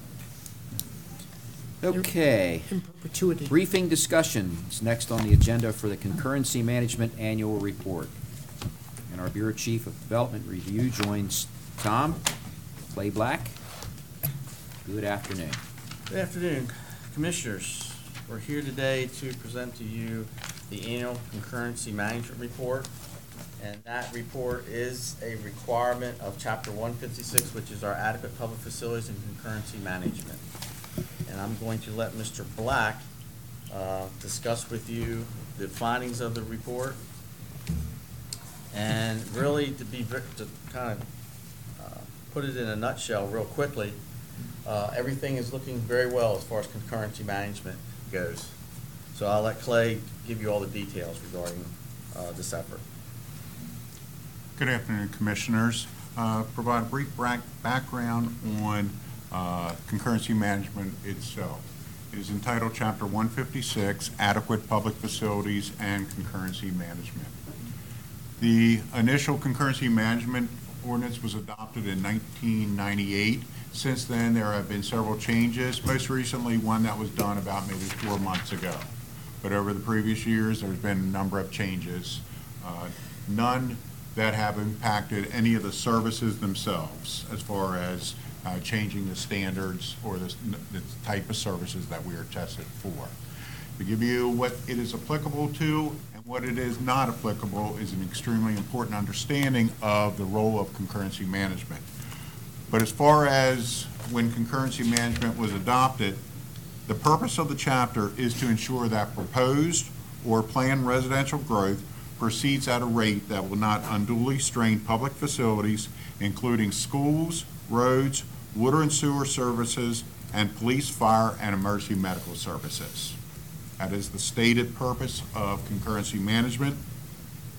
How it is done, minimum standards are established and thresholds for those facilities and services that the county can determine the cumulative impact of proposed growth. In essence, it's an adequate facilities test. Okay? It is applicable to major residential subdivisions. In casing, what are you asking? What are major residential subdivisions? Typically, there are 4 lots or greater. 4? 4 or more. Typically 4 or more. Doesn't mean we won't see a 1-lot major, but typically there are 4 or more. They're subject to, they're applicable to residential site plans. As far as residential site plans, which you might see for those that have sat on Planning Commission, retirement age-restricted housing. That's where you would see the residential site plans. What it is exempt from concurrency management are all conveyances, commercial and industrial projects. Again, this is a testing of only residential. All right? Minor subdivisions and any lots that don't increase density. One of the important things to understand is what is not at all tested through the county adequate facilities test are any municipality projects. Any municipality projects are subject, all municipality projects are subject to their own planning commission review and their own public facilities ordinance, if they have one. The 8 municipalities do involve us in the review of subdivision, do us involved in the review of technical codes, and we do review and provide any service in the recording of those plats.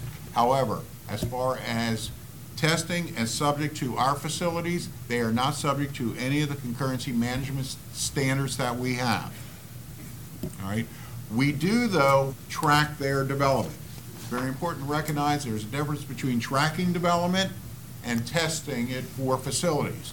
So a development that's in any of the municipalities of, say, 150 lots or 5 lots or whatever will not be tested for an adequate facility. As to whether or not there's any standards, that is up to that individual municipality. All right, so because they're not involved, though, in our report, does that affect, that they don't contribute to our statistics at all? That's a great question. The answer is they do contribute to our statistics. We do track them. We are tracking them, and one of the things that, one of the services that they're testing for, and maybe I can talk about that a little later, is, for instance, schools. We do transfer information back and forth between our office, the Board of Education. We do see the development plans that are processing through. We do recognize what projects are in the municipalities. And so if a project in the county comes through, it is tested for the cumulative, again, cumulative impact of growth. So we do track the cumulative impact. All right, so our testing does incorporate the projects that are located in any of the municipalities. I don't know if it's vice versa, but I can tell you we do it. Okay, because it affects sometimes whether or not the project continues or whether it goes at all. That may have that impact. We certainly don't have that now because one of the things I was showing you is some charts. Okay. We don't have that impact now. There is that potential. Well, yeah. I recognize there is that potential. Okay, all right. All right? But again, developments in municipalities, all right? As far as the facilities and services that are tested, I touched on those. There is schools, fire and emergency medical services, roads, police, and water and sewer services. Each one of those we have different threshold levels: adequate, approaching inadequate, and inadequate. For instance, and if I might use schools, for instance, just one of the 5.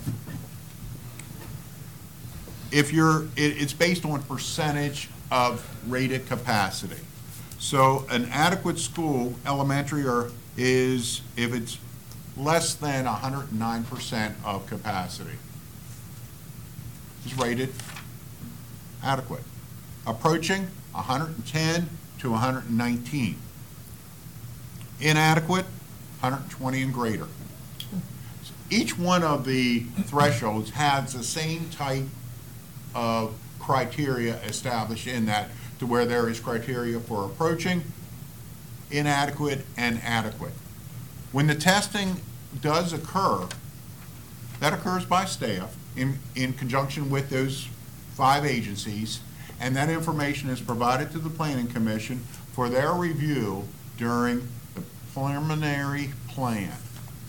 During the preliminary plan review, the Planning Commission does get a report that specifies and states what is the results of each one of those facilities based on the development that is occurring in that specific area, i.e. back to schools, might be Winfield, might be Hampstead, might be Robert Moton, whatever that specific geographical district is. In fire and emergency services, it would be Winfield, Hampstead, Manchester, Lineborough, whatever that specific area is. Under police, it is a county-wide number that is used. So that is how and based on the results that are presented back to the Planning Commission during the preliminary plan review, will then, based on the code will state what option the Planning Commission has for whether or not to approve the plan, deny the plan, or whether or not they can phase the plan in accordance based to the results of the testing that occurs for each one of those services. And it is in code that states specifically what they can do. All right? As far as numbers, I went back 5 years, because the report is only required, it's an annual report that is required to be submitted, reviewed by the Planning Commission, and then just presented to the Board of County Commissioners. But I thought it was important to see what's occurred in the last 5 years, because that gives you a snapshot of just, instead of a 1-year period, what's occurred over the last 5. So what you will see is that the number of residential lots approved by the Planning Commission, again, this is Carroll County Planning and Zoning Commission, has been relatively steady over the last 4 years. But what you're seeing is not a lot of numbers, lots. How the process works is once you get preliminary plan approval, then you get final Planning Commission approval. So some of these lots where you're seeing 13 and 13 for FY18 is the exact same subdivision. Okay?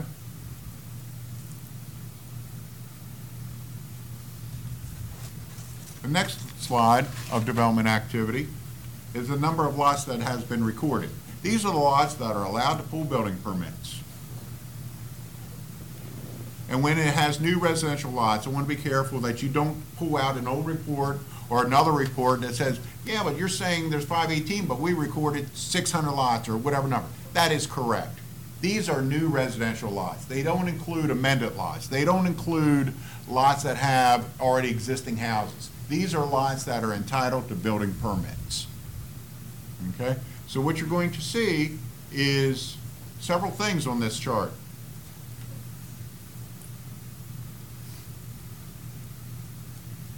We're switching a little bit from county number of lots to municipality number of lots.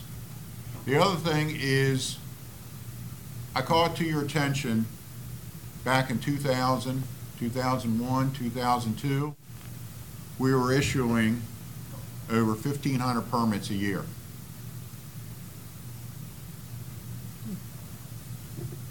These numbers were substantially higher back then that we were recording. All right? Which goes to some of the numbers that we saw today. Right. I saw it this morning, and, Right. you know, this. Right, earlier today. Yeah, Right. yes. Okay? But 518 seems higher than Yeah. what we saw this morning. Yeah, it does. I mean, I thought it was like 300 this Right. morning, and that's what I was questioning. Yeah, the municipality, it's typically where we see in the municipality, because of the ability or the public water and sewer, is the larger numbers of subdivisions. I'm sorry, yeah, like 150 lot subdivisions. We won't see that in the county. Okay? So that 447 might be roughly 3 subdivisions.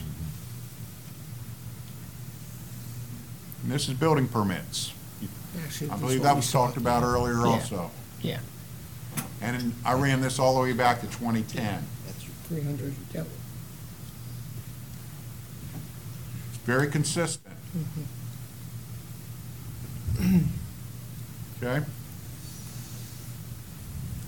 That's pretty, the report itself, it's got a lot of other information in here. Certainly, each one of you, I can leave you a copy with it. It's also out on our web, but that's the highlight. All right, some of the other highlights I want to talk on is in the report itself. And Mr. Roth, you got a preview of this back in January when this was presented to the Planning Commission. These are specifically the 2 things that were talked about to the Planning Commission. One has to do with schools, one has to do with fire and emergency medical services. With schools itself, in the elementary and the middle, capacities from the Board of Education of 18 schools were changed. Some was changed from, say, 598 down to 570. But they were all lowered. And the reasons, and the same, if I might switch to middle, the same thing happened in middle to 3 schools, all right? In the middle, it was 185 seats. In the elementary, it's 572 seats. And again, scattered over various schools. But they were all reduced based on In the middle, classroom space for health, for special ed resource teacher, special ed programs. In the high, elementary, thank you. Special ed also, and also pre-kindergarten, as well as a health classroom. These were not, the capacity changes were not a function of anything that occurred through the growth. So as you know, it's a numerator denominator issue here. The less schools, it did not make a large increase in capacity, but if I might, by the reduction of the capacity, even if you keep the enrollment the same, the percentage will go up. Okay? Didn't make a lot of changes in, it made one change in the elementary school. Made Freedom approaching inadequate. In some of the other schools where, I'll give you an example, I have them all here, but another elementary school, Hampstead, it went from 60 some odd percent to 70 some percent. One can say, well, it's still adequate. But the point of the issue, it changed it by 10%. And so that was something, growth on our end, we didn't punch into the numbers. All right. The other change that occurred, or not the other change, the other piece of information highlight that I'll bring to your attention.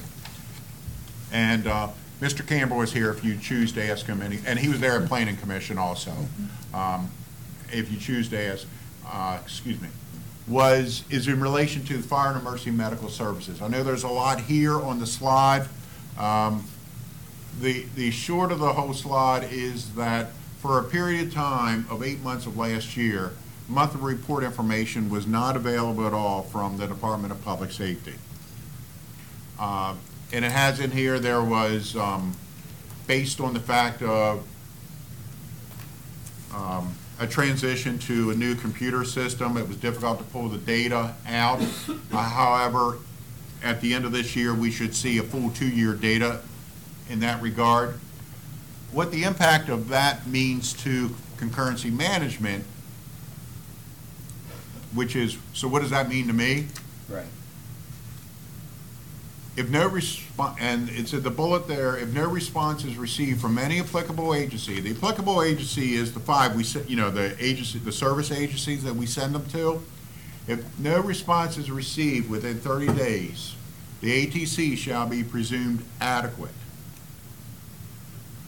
Since we do not have data available, we will be presuming the facility is deemed adequate. All right, stop. Yeah. Yes, sir.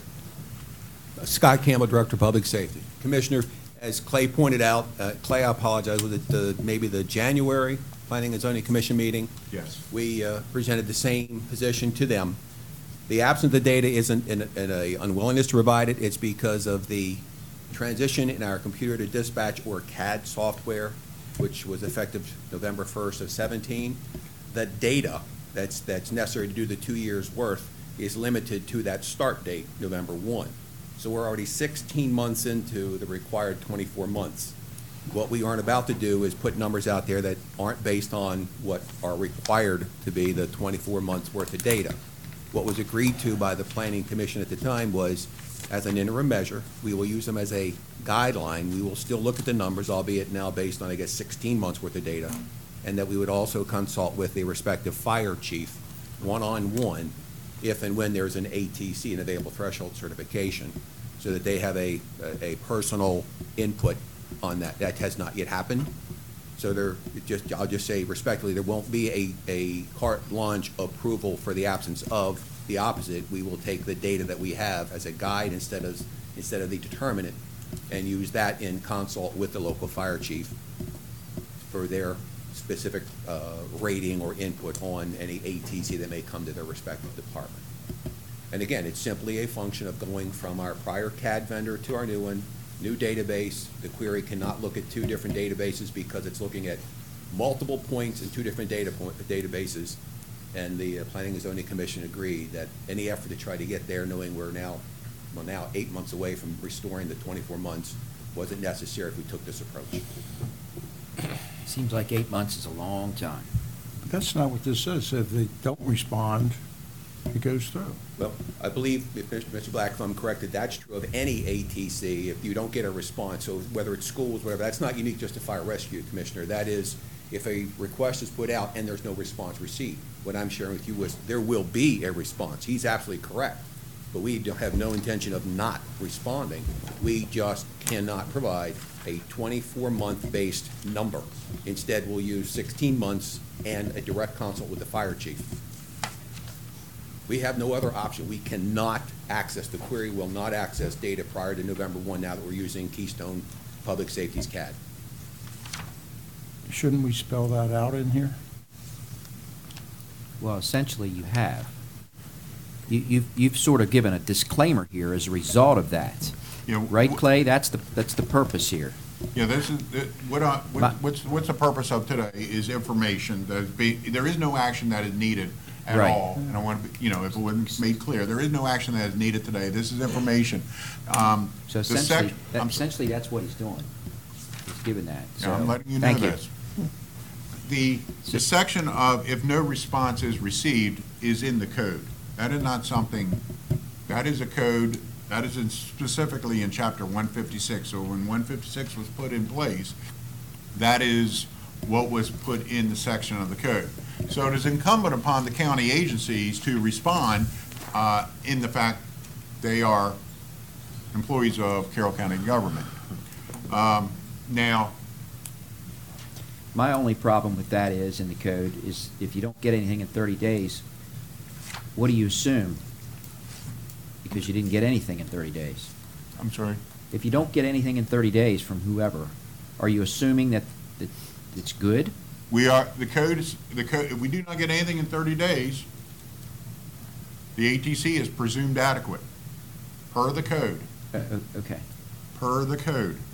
If there is some concern over that statement, then that is something that, this is a code that is adopted by the Board of County Commissioners. Right. Certainly, this is something, if there is a statement in any section of this code that you would like staff to look at, is certainly something we can. Okay. And certainly, this is a discretionary code. Yep. In that sense. Right. The entire code is discretionary. Right, okay. I think So- it begs, hold on, Clay. I think That's it all right. begs that the question here, or the statement, that we need to look at some of these things, because I'm not comfortable with that one, I can tell you. So, when you give us this thing, I would encourage my colleagues to look at some of these, because that doesn't, in today's world especially, I mean, maybe the timing's right. A lot of firefighters sitting in the room and EMS people. Not hearing anything for 30 days is unacceptable to me, because we all know we're challenged each and every day. So perhaps we need to relook at that as we continue to be challenged. Clay, you and I have had this discussion before. So, go ahead. I won't interrupt that's you right. anymore, I promise. I'm hearing. Maybe for 5 minutes. We got it. The code requires an annual concurrency report prepared by use by the Planning Commission and the county being the county commissioners and its agencies.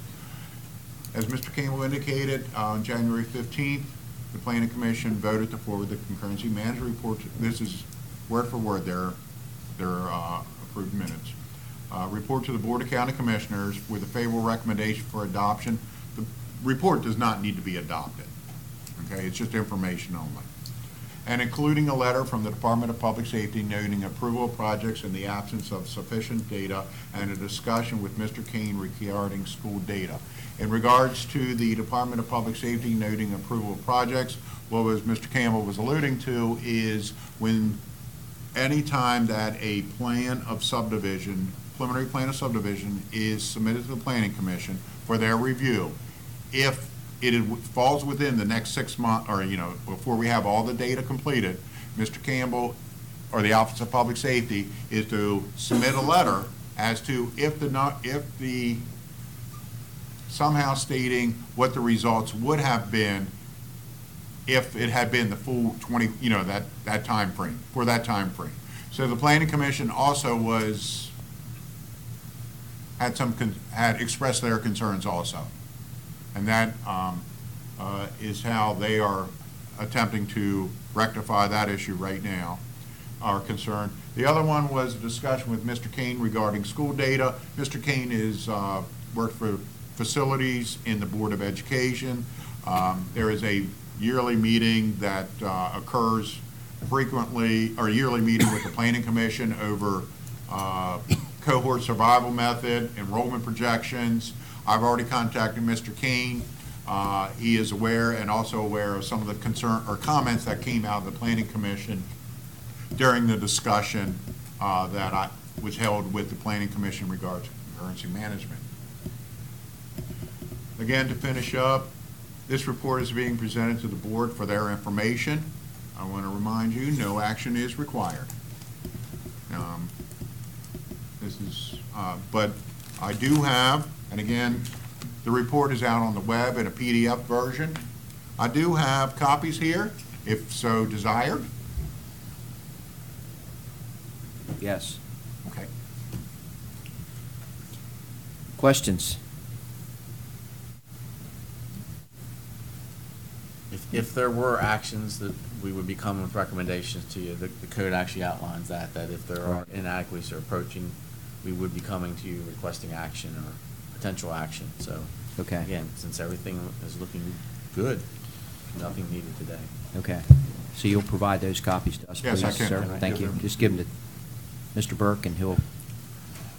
There's 6 of them there. All right. Any other questions for Clay or Tom? I'd like to thank them for coming out. Mr. Black, you command your subject. You presented it very well. Thank you. No, thank you. Thank you, Commissioners. Thanks. Thank you. Is there any place in that plan that looks at zebra mussels by any chance? Like page Some 8 money or in there? something? They're more than adequate. Clay, look at me. I think that was a no. All right. Next on the agenda is a progress report, although I don't know that that's the right label. This is, I think we already got that. This was for us as commissioners to talk about what we were presented previously by the work group from VISA on the future of fire rescue and EMS. So who's coming to the table today to take all the flack? That'd be me. And I brought a crew with me. As you should. Thank you, Commissioners. So, make sure you do all the proper introductions, although we probably know all of you by now, but just Certainly. handle that. Tim Brown from the CC Visa Work Group. Dennis Beard, Sykesville Freedom District Fire Department, CC Visa Work Group. Perry Jones, First Vice President, CC Visa, and also Work Group and Advisory Committee. Et cetera. Commissioners, you do have one public comment on this item. Okay, then we'll Mark, take that first. Yes, Mark Davis. Come up to the microphone.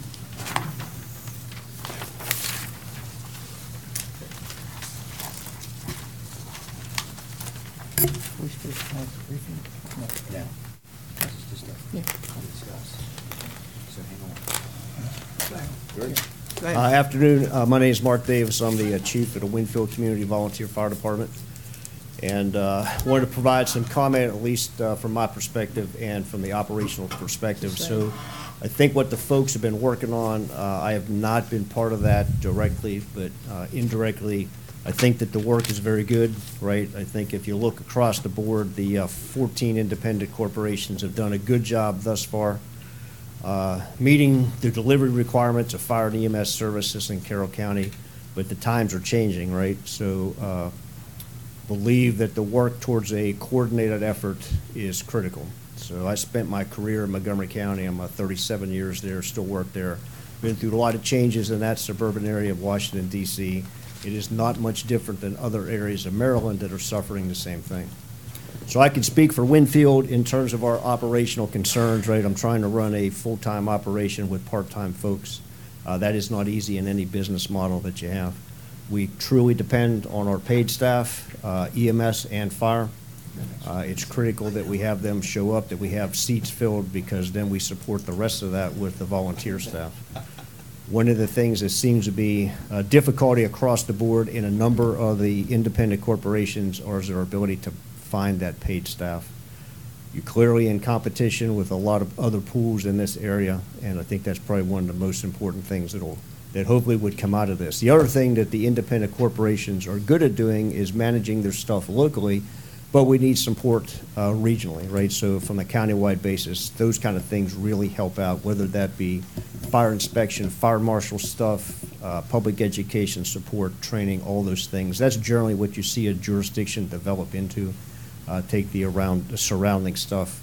I'll use the Montgomery County thing first of all. In the 70s, when they started where we are here, right, they provided vital support services, administrative staff, LoSAP management, fire inspection, all those kind of things, right? Right now, I have no authority to inspect any building in my first due area or issue those kind of things. I'm not looking to do that, but there needs to be an easy way to manage that stuff. And clearly, that Department of Public Safety needs expanded. We can continue to provide our support on our end as best we can. Certainly, we own a bunch of assets, and we would continue to own a bunch of that. The county would have to become involved at some point in probably some support of that. We continue to provide support staffing, right, some places more than others, right? So right now, today, I'm dependent on a number of volunteers to get that apparatus on the street, although I got 3 people working there right now. That doesn't cover everything. We've been to Sykesville twice already today. So that shows the interrelationship just between all the departments. We all count on each other. So a deficiency in any one department clearly impacts adjoining and adjacent departments. So I think the plan is solid. I think what is good is that somebody recognized the need, and it wasn't like there's a crisis that happened and now you're going to have to do this. You have a bunch of good folks at the table together, be it from the county, be it from the individual corporations, and even from the IFF, right? That's an important tool to have at the seat at the table when you start all of this, because the outcome will be important to everybody who is affected by this. So speaking for myself and from the operational perspective, right, we look forward to participating through that. I'm sure there will be a few times where there'll be some bumps in the road, but right, the greater good is going to be the support of the operational component of all these independent corporations. And that's all I have, unless you have a question for me. Thank you. Okay, anybody else that didn't fill out a card? Okay. So the purpose of today, Tim, I don't know that you have an update. If you do, I'll certainly be glad to hear that. But the purpose today was mainly for us to discuss the direction that we were going to go in based on what we were presented, I don't know, 3 weeks ago, whenever it was. So we'll go with that unless you have something you'd like to add from the work group or whoever. We actually do not have anything additional at this point. We're kind of leaving it in your hands and see where we go. Okay. So I know all of us have had a chance to digest all of this, and I know that there have been some comments, and I know my colleagues have some comments. So I'm going to start off with a couple things that I want to talk about. And I think the sense that I get here, just to set the stage, is we're probably not going to make a decision today, but we're probably, the way I see it, going to give you some homework to go back to and maybe, I can't use this word, it's been banned, hasn't it? To tweak a few things. Don't say that. So, should they scoot home and tweak? Yeah. So I've had the opportunity to talk, I'm not even going to go there. I've had the opportunity to talk to several folks, and one of the concerns that I have with the document that's in front of us is the ESAC and the formation and the numbers of people that are on there. I'll start with the easy one first, and that's the citizen representation. It calls for 3 citizen reps, and I personally don't like that because I'll give you an example. If you get a citizen from the Tawnytown area and one from, I don't know, Kemar and one from Westminster, you don't really have the representation from the south area by a citizen that I think is critically needed. So I would like you all to take back and talk about a citizen rep from each of the 5 districts in Carroll. I think that garners much better representation from our citizens. I know there's a challenge. Everybody always says, well, you can't find people. I hate hearing that, because then people automatically assume that we're not finding people. Well, guess what? We are. As a matter of fact, since we have enhanced our ability to put out there the fact that we have boards and commissions, we actually have waiting lists for people that want to be on boards and commissions. So for those folks out in the community that are saying you can't get anybody to do anything in the county, you might want to change your attitude just a little bit about that. Second thing that I'm a little bit challenged with, and these are just ideas again, I think what we're going to hear today are ideas from us that you can take back and then finally come back here and say, okay, now we're good, is the regional aspect of the representatives on the volunteer, from the volunteer fire companies. I can see 2 ways in which to do this other than the way that you have down here. I actually like, and let me, before I get into the numbers, let me say, and you all know this is huge. This is something of the likes in Carroll that we have never done before. We talk about, well, we switched from the MSP to the Sheriff's Department. This is nothing like that. Nothing. This is taking something that has been established here for hundreds of years in some cases, and we're now changing the way in which we're delivering this service. And this is huge.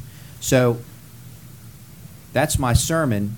Now the choir's going to sing, and that is, I think there needs to be as many people at the table on this ESAC as you need to make sure, because of the fact that this is such a huge decision, that you're hearing from everyone that you can. So I've got 2 things, and I think my colleagues, a couple of my colleagues may have a few ideas too. I can see 2 different ways of doing this. I kind of like 6 regions, and it breaks down and gives some of the busier companies a better chance for representation. Or I'll take it a step further. This is the homework part. I don't see any reason why there can't be 14, 1 from each station, because of the fact that this is so huge. Now, I can go either way here. I'm just throwing out ideas. I'm not married to any of them. I can go either way with those. I just think there needs to be a little bit more representation than 4 people representing our volunteer fire stations on this ESAC. Okay? I'm not sure I'm married to the chairperson of the fire rescue ops and EMS ops, but that's something that doesn't make or break this. Not sure why they're voting members. And as you look at tweaking some things, not to make this thing so huge, if you get a representative from 2, if you get 2 more representatives, or if you go that 14 route, then you can maybe have a representative that wears that dual hat that could serve both purposes here. I don't know. So the last thing that I have is I'm not married to what we call the individual that we're going to bring on board here at some point. But I don't know if chief is the thing that I like, but again, that doesn't make or break this document. That's something that we can work through as we go, as we move forward with this thing. But I'm throwing it out there because I've said that to many people in the last 2 weeks as I've been traveling around talking to folks. And I will tell you, I'll share with you that there is a bill that was just introduced in the Senate for the governor to set up a task force to look at the future of volunteer fire and EMS in the state, which I find very timely. The only problem with that is they want the task force put together by the end of this year, which doesn't do us any favors. And they want to report back I think by May the 1st or something of 2020. So, but I want to make those aware that that is also on the front burner in Annapolis, because it's not only affecting Carroll. As I sit at Mako, I've got Cecil on one side of me and Washington County, who just put in for 29 firefighters through a SAFER grant, sitting on the right of me. Dorchester's having a problem. Caroline's having a problem. So as we continue to hear these things, we're all challenged by this. So I thought that was interesting, good timing, because maybe we'll get a different aspect. I can't tell you who the makeup of the task force is or what's part of the bill, but I know that they're looking to put that task Have a force bill together. number? No, I'll look Yeah, I it up. don't. That's okay. If Mike's listening, he might throw it to me, Mike Fowler, our legislative liaison. So, so that's my 10 cents. Who else wants to chime in here? Well, I'm concerned how large you'd expand ESAC and for it to be functional. If you got 14 representatives from the volunteers and you expand out the citizens to, what'd you say, 5 or 6? 5. What's that take us up to over 20-some people in this committee? Yeah, and I'm not married to the 14, Eric. I'm only throwing it out as an option. I'm just wondering how cohesive if it- and functional it might be if we expand it. I'm not against it. Right. I'm just wondering how well it'll work and how effective it'll be. I'm a little bit curious about the citizen representatives. I was surprised to see them on there. Was there pressure to put them on there, or was it just a suggestion? I believe they're the people that we're actually serving, I mean, in reality. So I think they should have a voice at the table, for sure. And sir, some of the other counties that we've looked at who's operating under this type of a system. Okay. So there's a Yeah, template for we it, it's did- effective? Yes, right. Okay. We've been beg, borrow, and stealing, if I can say that without being in.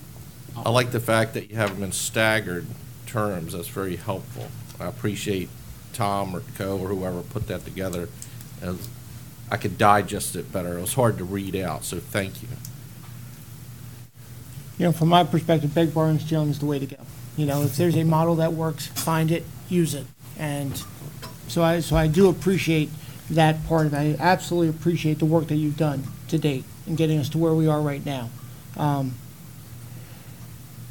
As far as the breakdown of regions and who should be on it, although it'll be a decision we're making, your expertise, I'm going to be very challenged to question. You have it.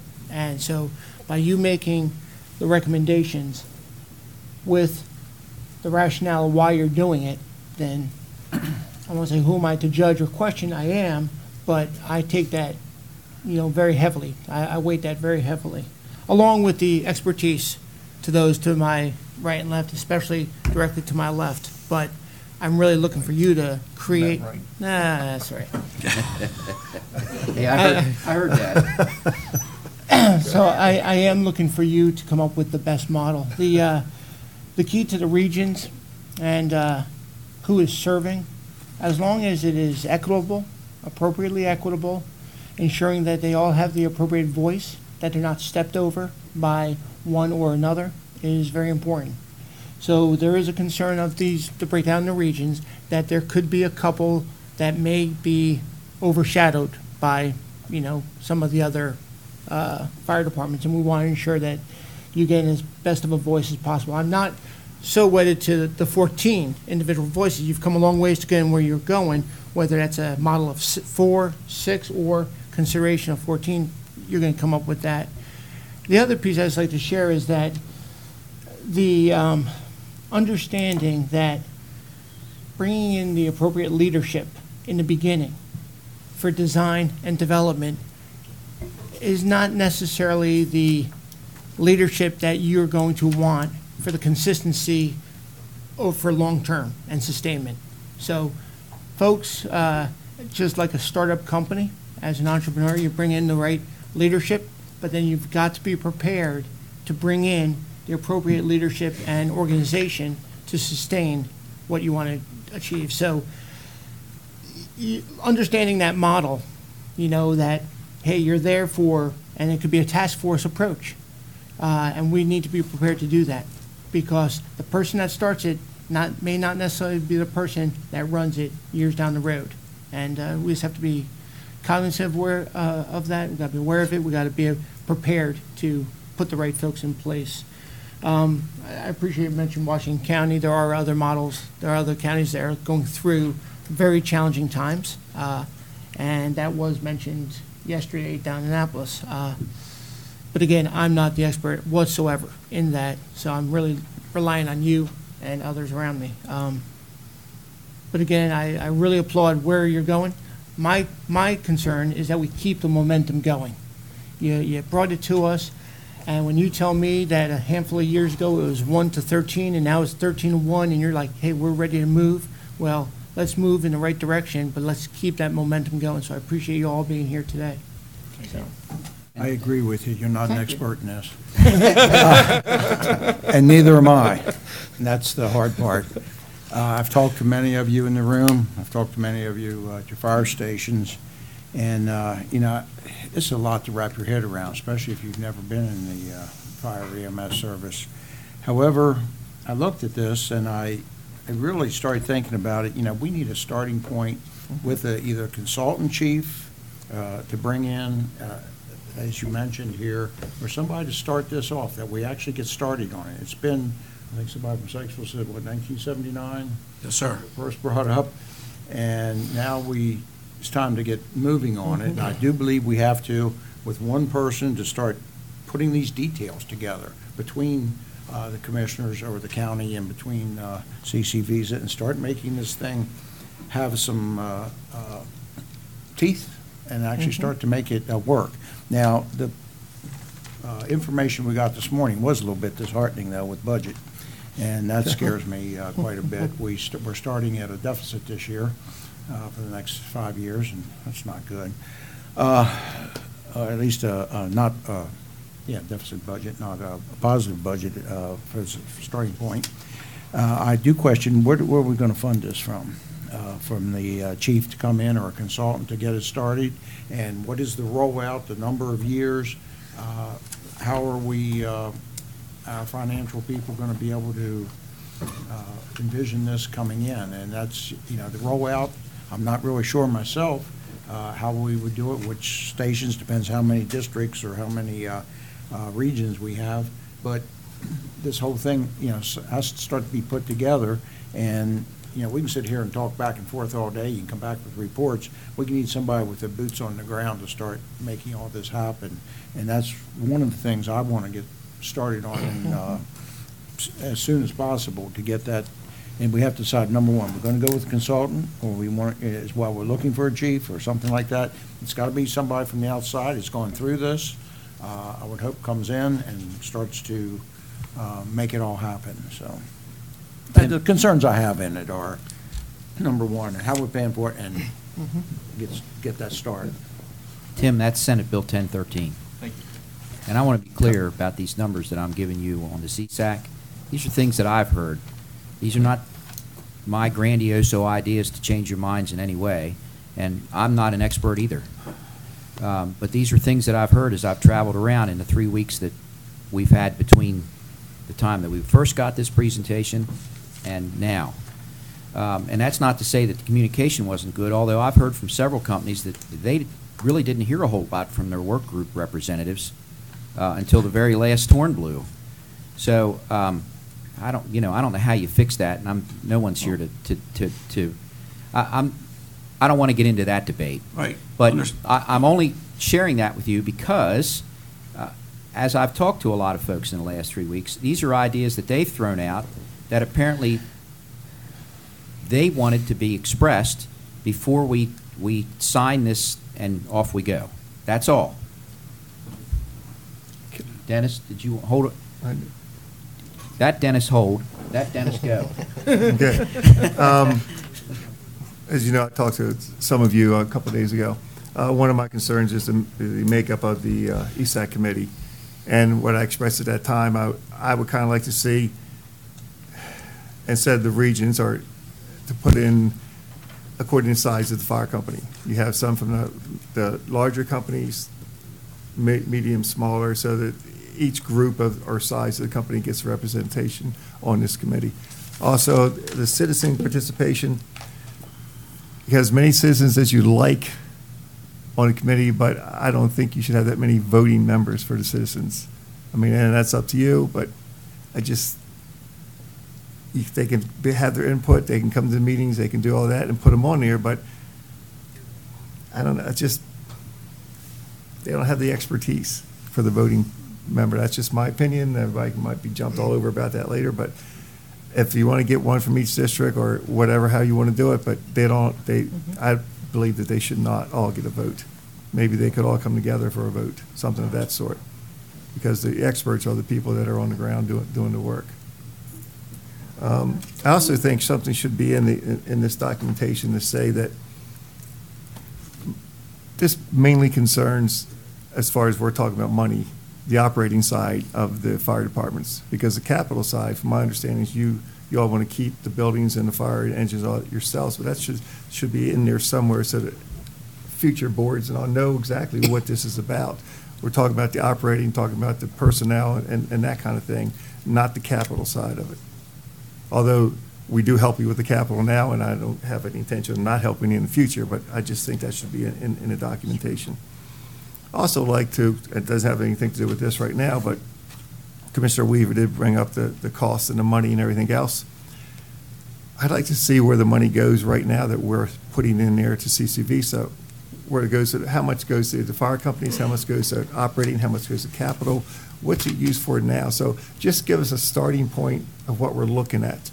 Because to be honest with you, I know we give $12, $13 million to CCVC each year. How it ends up, how that's dispersed, how much it goes to operating for, how much it goes to capital, how much goes to this one, I don't really know that. And I don't think it's a hard thing to find out, but I'd like to see that as kind of a starting point before we, it just gives us a better, place to start to look at with the money that we're going to need to put this forward. All right, thank you. I'd like That's to all I add, have. I think the foundation of your success with this in the future is how well that charter is written.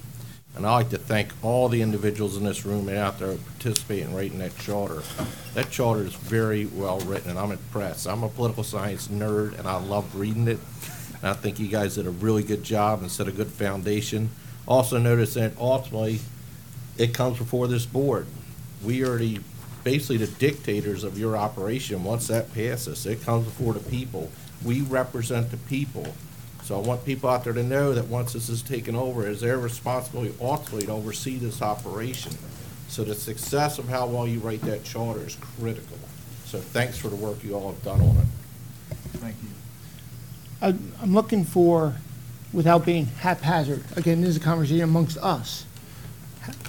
How do we, is there things that we can decide on today to ensure that we keep the momentum and encouragement, enthusiasm, keep them moving forward? I think Them, there I is. mean you, and I apologize looking, but I'm very encouraged by what I'm seeing and hearing, and I think you're putting a path forward. There are some issues that we got to deal with. It doesn't sound like very like landmines that are going to stop it. But I just want to make sure that we keep this thing rolling in the right direction, especially as we're walking through the budget season. So, what do you think? Well, so my idea today was to begin this process and not stop it in any way until we tweak and get some of those numbers back about ESAC. And I think that's the only place that we are. Just to, again, I truly think that we need that representation. Everything else in this county is based on those 5 districts.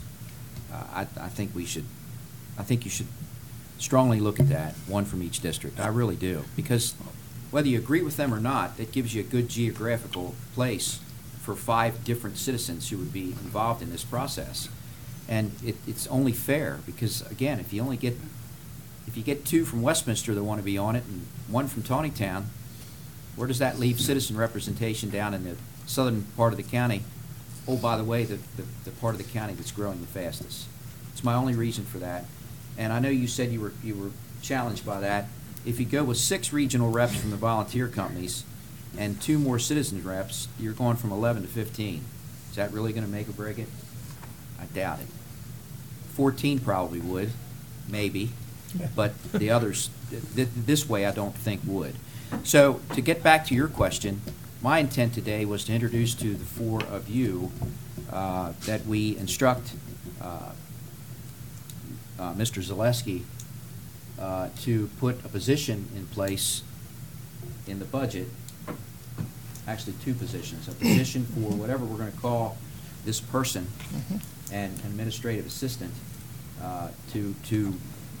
in order to get it as a placeholder in the budget so that it can begin work on what that means.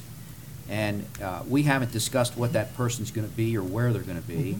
Some of us have talked about, and we might as well put it out there, that would probably be a director level position. So we'd have to base what Mr. Zaleski does on the base salary of our directors. Probably going to have a tough time finding somebody who wants it for that, but we'll see. But that was my intent to make that, and I don't know if it needs to be a motion or not, but to make that motion today, to make that person as part of the budget workup prior to us getting our first work on the budget. I mean, we had to look today, but this would be prior to really digging into it. So that was my intent today. I think it's a great action. And then that wouldn't slow down the process as you're tweaking it. And I'm not telling you, if you're here today, Tim, to say we're not tweaking it, sorry, Ed, Commissioner Rothstein, sorry, then we'll vote on the document. So I would say let's move forward with your first, hopefully going to be a motion by someone from the board, and then I would like to address the actual makeup of the ESAC committee, if you don't mind, at some point in time. You want today, direction, or you want to go back and work? What are you saying? I would like to address it today. Oh, okay. Because to be perfectly honest, we're actually hearing mixed opinions from the board itself. And we've spent numerous hours and many meetings, I think probably close to 9 different hours of 28 different people represented by all 14 companies coming up with this. So it's taken us a long time to get to this point, and now I feel like we're getting a little bit of mixed opinion from the board, and we certainly can't go back and say, well, this is what we would like to do. Sure. But the commissioners all have different opinions of what we should do. So I was kind of hoping that you guys could iron a little bit of that out, narrow it down for us, and obviously we could take it back. But in reality, you guys have the final say on this. Okay. And sir, what's interesting, one of the first game plans on the board, because I thought that each one of you want to say, and it was, we started with 5 citizens rep, 1 to represent each commissioner, because again, looking at the makeup of not each areas, each all district, your other Dennis, be clear, so, each district. Yeah, we looked at that. We started there. We have been there, and so. Okay. And well, let's do that. Let's discuss that first, and then we'll get to a motion after that. Let's see where we go here with that. So go ahead. And then the other thing, I guess I'm frustrated because when I look around, and as I stated before, 1979, and yes, that's a long time ago, but a lot of the things in the document, I've got it here, I can show you. A lot of the things we tried to explain in 79 is reality today. And when I hear this, I keep hearing in a way, well, we run this, we run that. Well, everybody's running. Everybody's running. And, you know, I look back at 79, it was tough for me because I wasn't in total agreements with my department. And it was interesting, the presentation you had beforehand when Clay was talking about things, because I can remember when the volunteer chiefs had a major say in anything going through the planning commission. And somehow that was taken from them. I can remember when a state fire marshal overrode a county fire chief who says, I can't handle, but we had to have the, and so I just, when I look at 14, and since this committee has been put together, and I look back at the morning that, when we went to Annapolis, the morning that the Annapolis delegation accepted and approved the package we had down there last year for enabling legislation.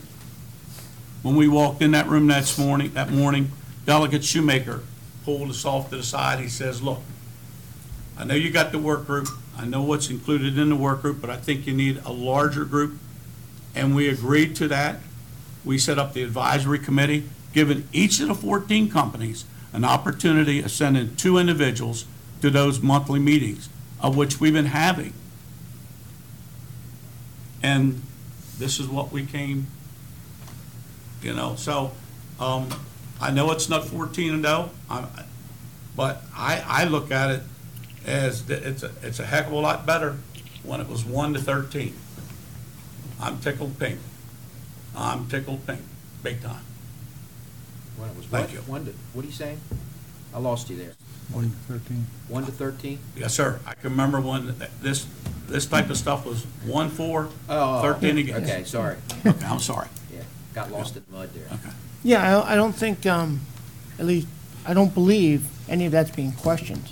I guess I'd like to hear one more time your recommendation on the numbers, so it's very clear to me. And then, from the discussion that you've heard so far, where is there value in that, or are these numbers that you believe are the best to do the things you need to do and most efficient, so. Absolutely. So there's a total of 15 members made up on this ESAC council, 11 of them being voting members, so we can kind of narrow it down to those members right now. So we have 6 volunteer representatives, 4 of which would be from the regional areas. And the regional areas were geographically put together, and I believe you guys saw a map of that last time when we presented that. The reason we came up with that, and there was a lot of discussion about that, was basically they are the fire companies that are running the calls together. So they're familiar with each other's problems, they're familiar with each other's areas, they're familiar with each other's policies and personnel. So it makes sense to us as a group, both being the advisory committee and the work group, that that's how the representatives would be picked. The 2 other members from the volunteer system are actually the chairs of the 2 committees that are running the operations in this county at this point in time. So your FROPS representative and chairman, and your EMS ops chairman. Obviously, both of those play a very integral role in the daily operations of what's going on in this county. They're the ones that are the boots on the ground and directing the people to the calls and getting things done. So we believe they should definitely have some representation on that committee. Moving on to the career members, we put 2 career people in because obviously there are people that are actually doing the work for us. And without them and their buy-in into this, and without having some representation, obviously we believe that that's extremely important to have them on the committee. I And believe 3 left. Dennis kind of spoke earlier on the citizen representatives. We did originally start with 5 representatives, 1 from each area, and we backed that down because that's a lot of people on a committee or a council to be voting. So we were trying to keep the numbers down to a reasonable amount where people could get things done, keep moving forward, provide good advice to the director or chief, whatever they'd be named, and still have representation from the areas. So you're saying 3 community as opposed to 5, 1 by district? Correct. So Not that we're so it would completely go from opposed to 11 to that. 13? Not that we're completely opposed to that, however, it just adds 2 extra voting members to your council. And obviously, we have some concern about having too much representation from the citizens who are not experts, obviously. Do you have copies of this chart you can hand out to us? Now, those citizen reps, they have nothing to do with the fire department? That's correct. That's spelled out in there. Yeah, it is. And it's also, you got the, and just Yeah, my I'm point, the half citizen blind. representatives have 3 voting members where the career firefighters have. So you got more citizens voting on fire matters than the career people that are there. I just think the balance isn't quite right for that. That's just my opinion. Again, I'm not a firefighter. I don't do that, but just looking at it from the outside, that's my objection to These that. guys have done Now, it. like I said, if you want to put 5 people on the committee to come to meetings and talk, one from each district, that's fine, but I don't, one vote or 2 votes or something of that sort, I just don't think their votes should be higher than the people that actually go out and do the job. I like this breakdown. I mean, it makes sense to me. I think having, instead of the 3, 5, because it's more equitable across the county. And I've had those conversations with folks. Why isn't District 5 represented here? Or why isn't District whatever represented there? So having that opportunity, and there are folks, like Commissioner Wentz shared, that are volunteering for boards and commissions, and we do have lists. So they're out there. But, I mean, again, you're the experts in doing this. Going from 11 to 13, I don't think is that dramatic of a change, and I think it's still workable. So I'm good with that. Do we vote on this? Give them direction. So you want 5 citizen voting members? 5 into the mix of the vote. Right now, there's So- 11 voting members. Right, We'll but go now to- you want 5 citizen voting It members. would go to so- 13. So almost a half of the voting members would be citizens who have nothing to do with the fire. That's. You still have 8 fire service. Right. Right, I got that. Right, so it'd be, instead of 8 to 3, it'd be 8 to 5. Yeah. Okay. What do you guys, I mean, you're the experts, what do you think? Tell me what you think. They already said. We obviously, we You presented think what we 3? thought is the best. Yeah. So you Best think method, 3? and that was based on, like I say, Yeah. the advisory committee's recommendation after looking at it after numerous hours and numerous different models. That would be our recommendation. What was your thinking about picking 3 citizens and not being able to get representation from various areas of the county? There was discussion about that. That's not my question. I didn't ask if you had discussion. What was your thinking behind that? Of just having 3 representatives? Yep. They could be broad, that way if there's not someone from a certain district, that they could be nominated and appointed by you all, because in reality, you guys have the ultimate say of who those citizen representatives are. Which is why I think there needs to be 5. Is that Yeah. a form of motion? Yeah. Well, We're not opposed to having 5 citizen representatives, I would say. No, I mean, I think we'd be great with that. What did you say? Well, why don't we modify What did it? you say, Perry? I think we'd be fine with the 5.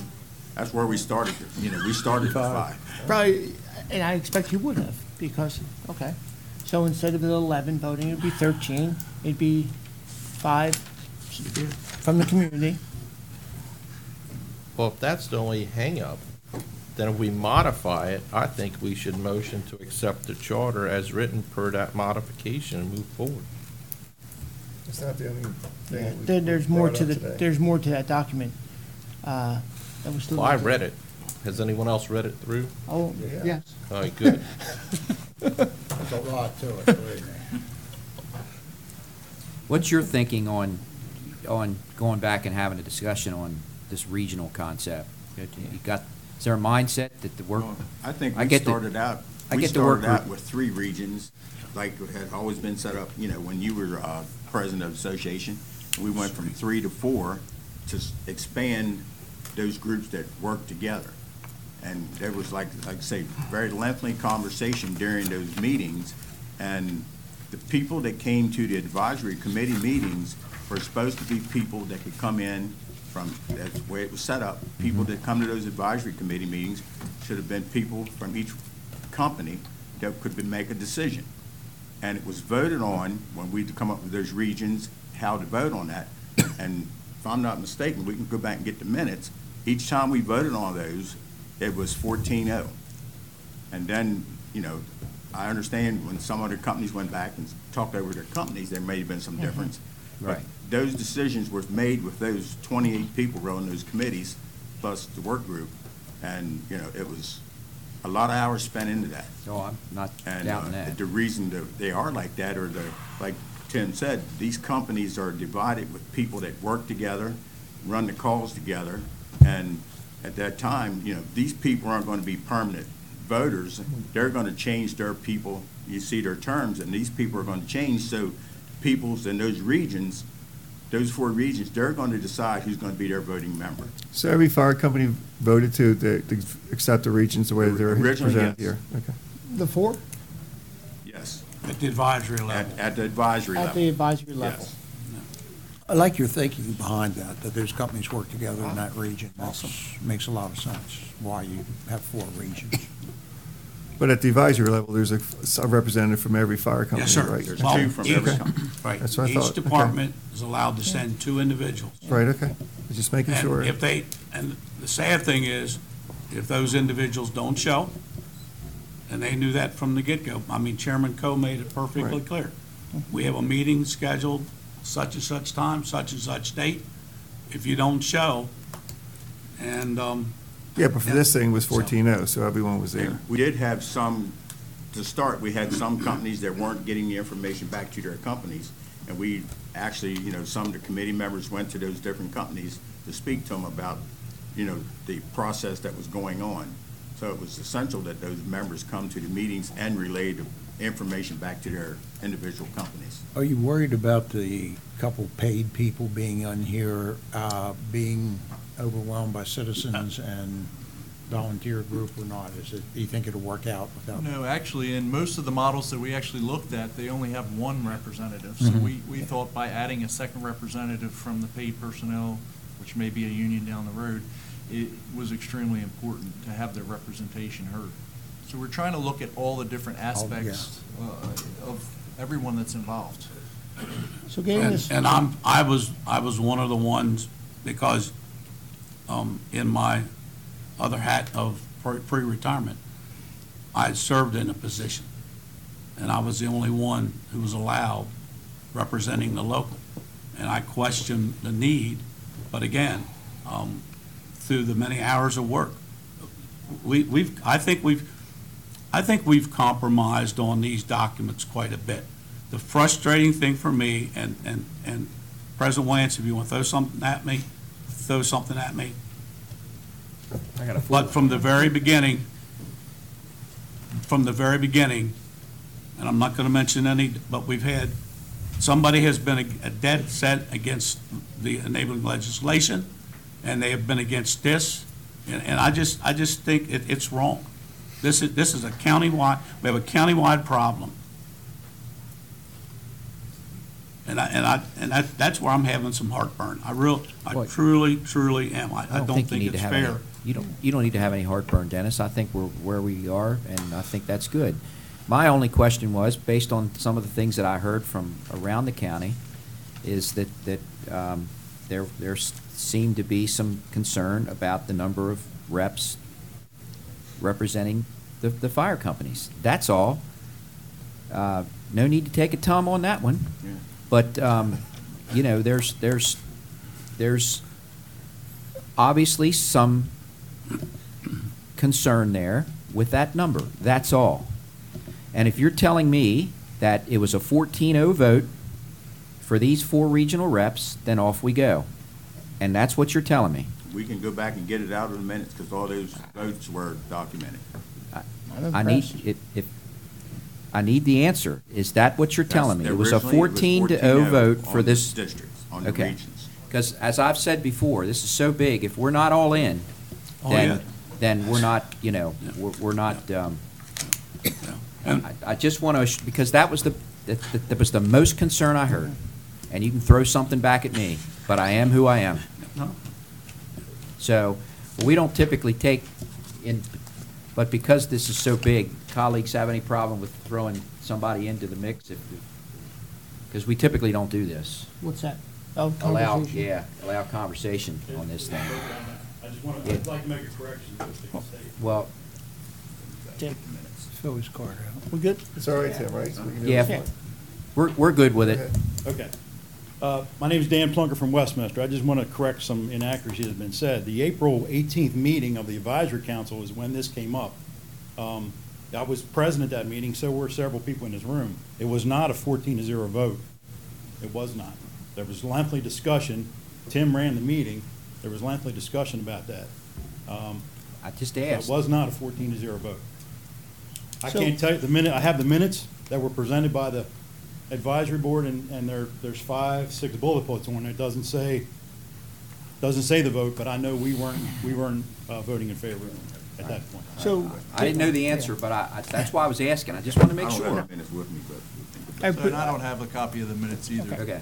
The only thing I can say in reference to that is, obviously, Westminster has had some concerns about this throughout the process, and we've been extremely encouraging of them to come to these meetings and express their opinions and their differences with their different views. And the bottom line was, we were set to get all 14 fire companies together.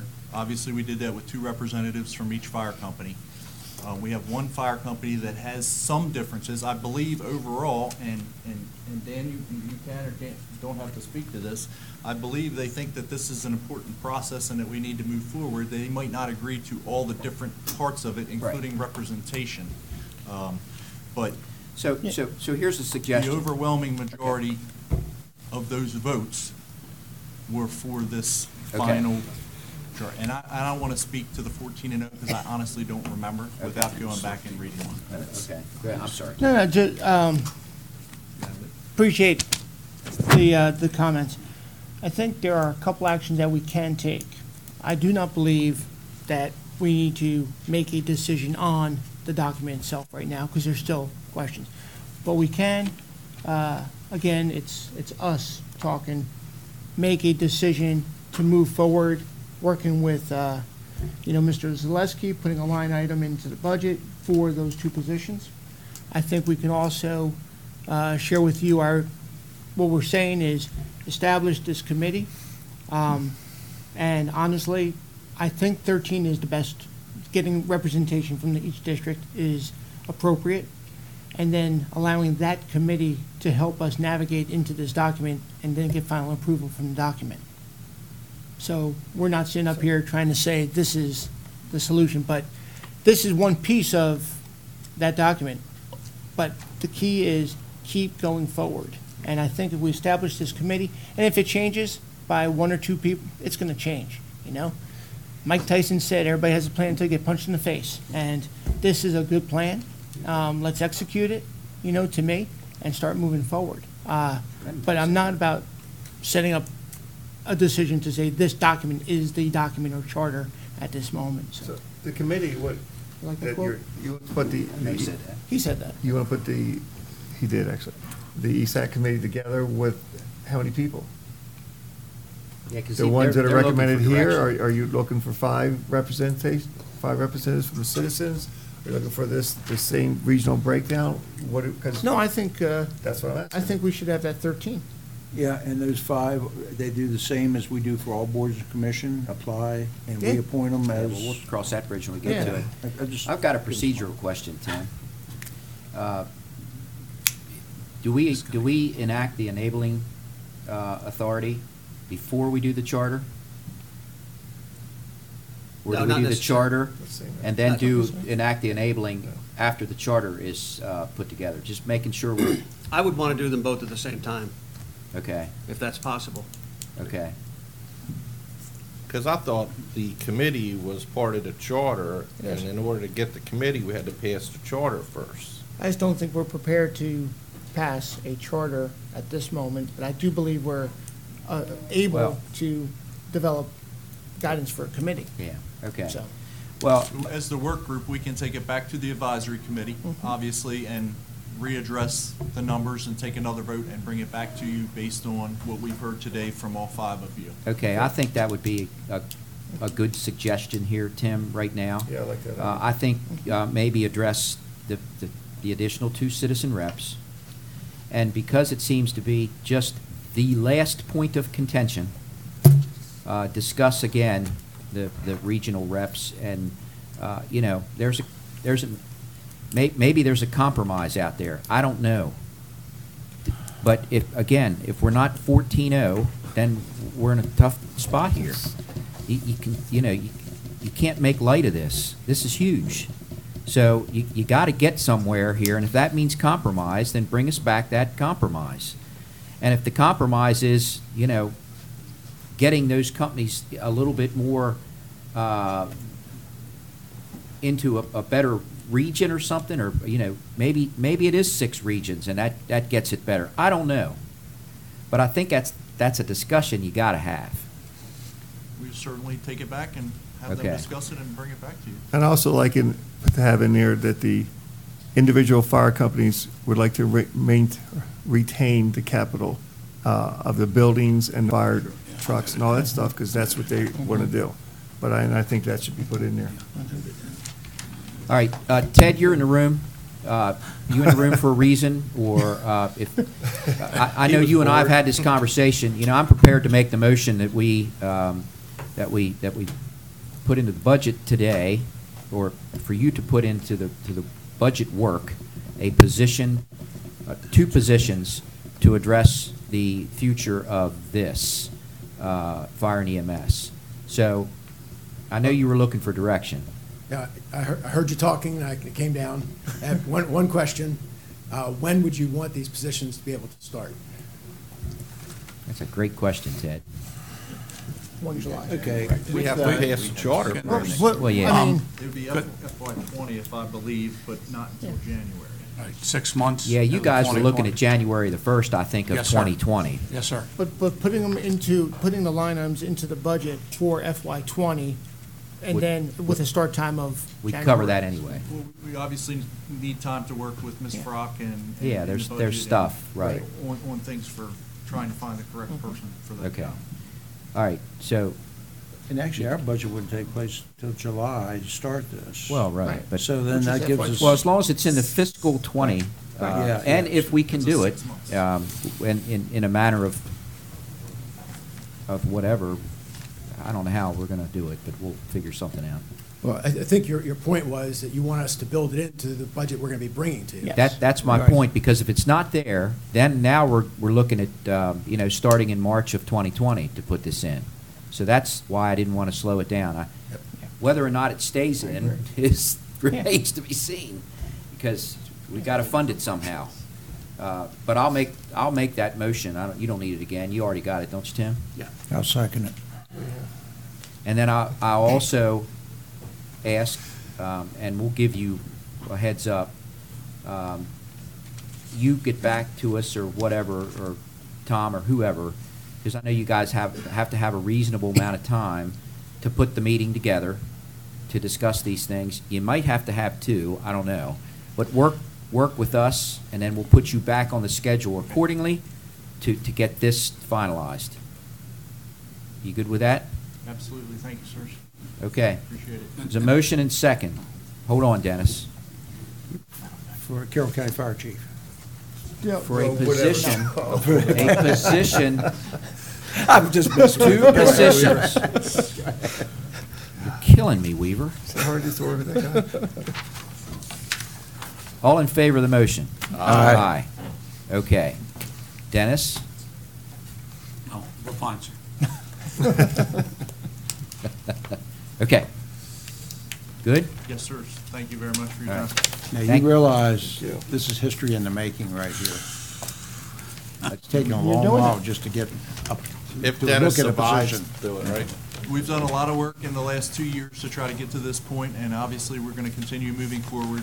We appreciate all the support that you're giving it, and your blessing today on trying to put that into the budget is extremely important to us. And we evident. will come back with hopefully some compromise. Okay, that's good.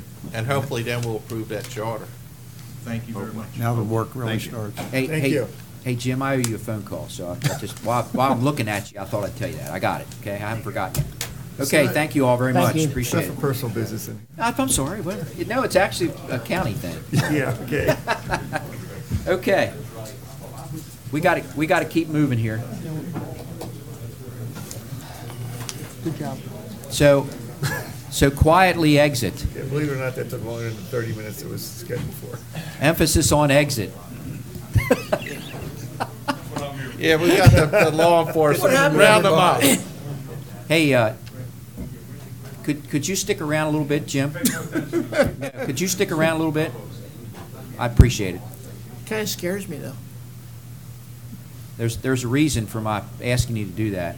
You're going to stay? Good. Because he has mace?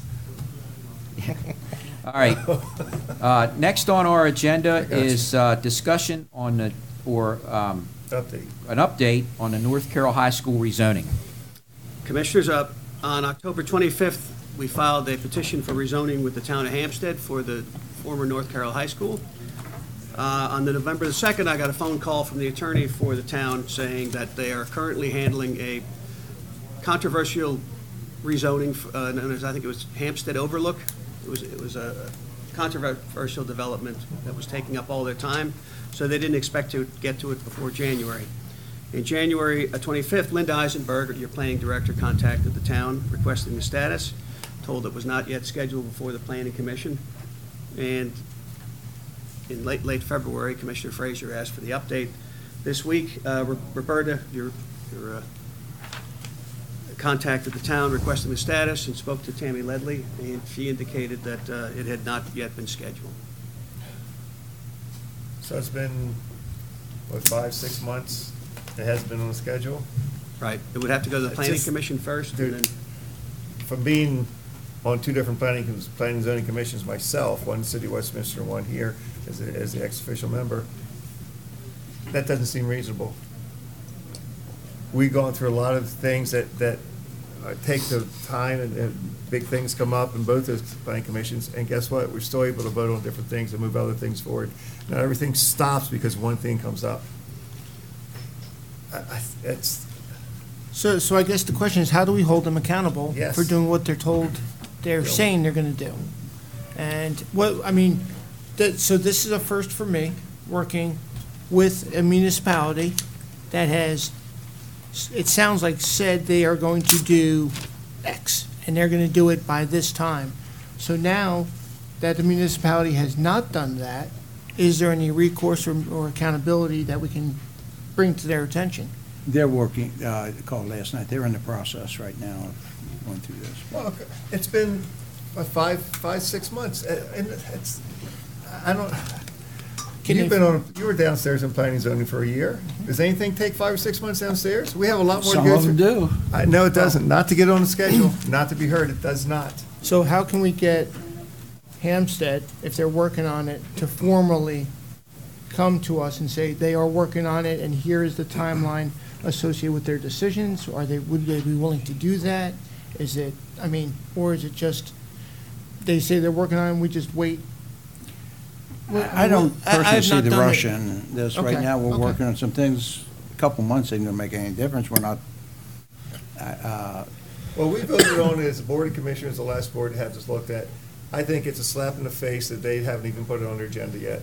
They're saying to us, we don't care what you want, we're not doing it. I don't like it.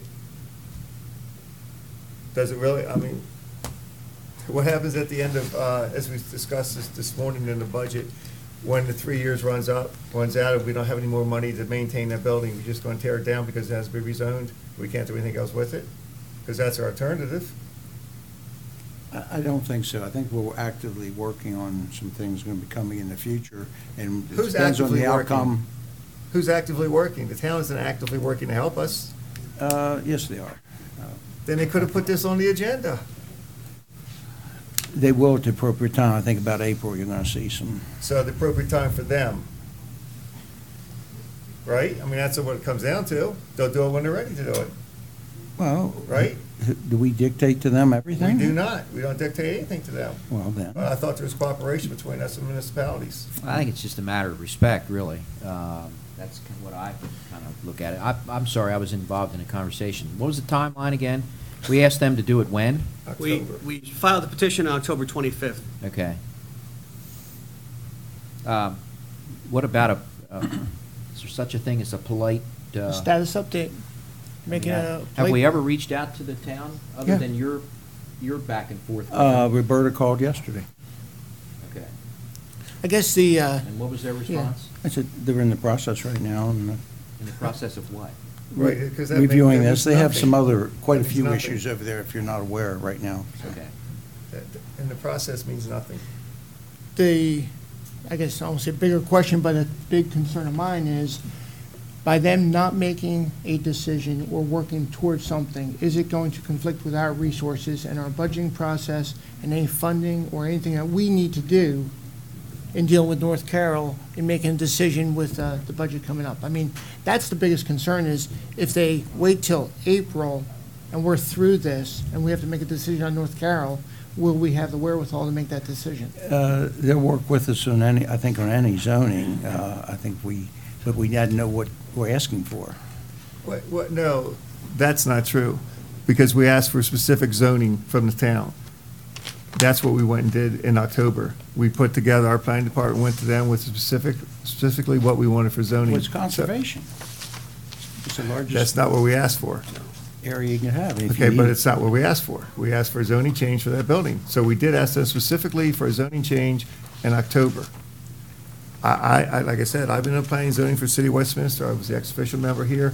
It doesn't take 5-6 months to get something on the agenda to get them to talk about, to look it over. It's blatant that they're stalling on this for whatever reason, and it's a slap in the face of the county. I don't see it looking any other way.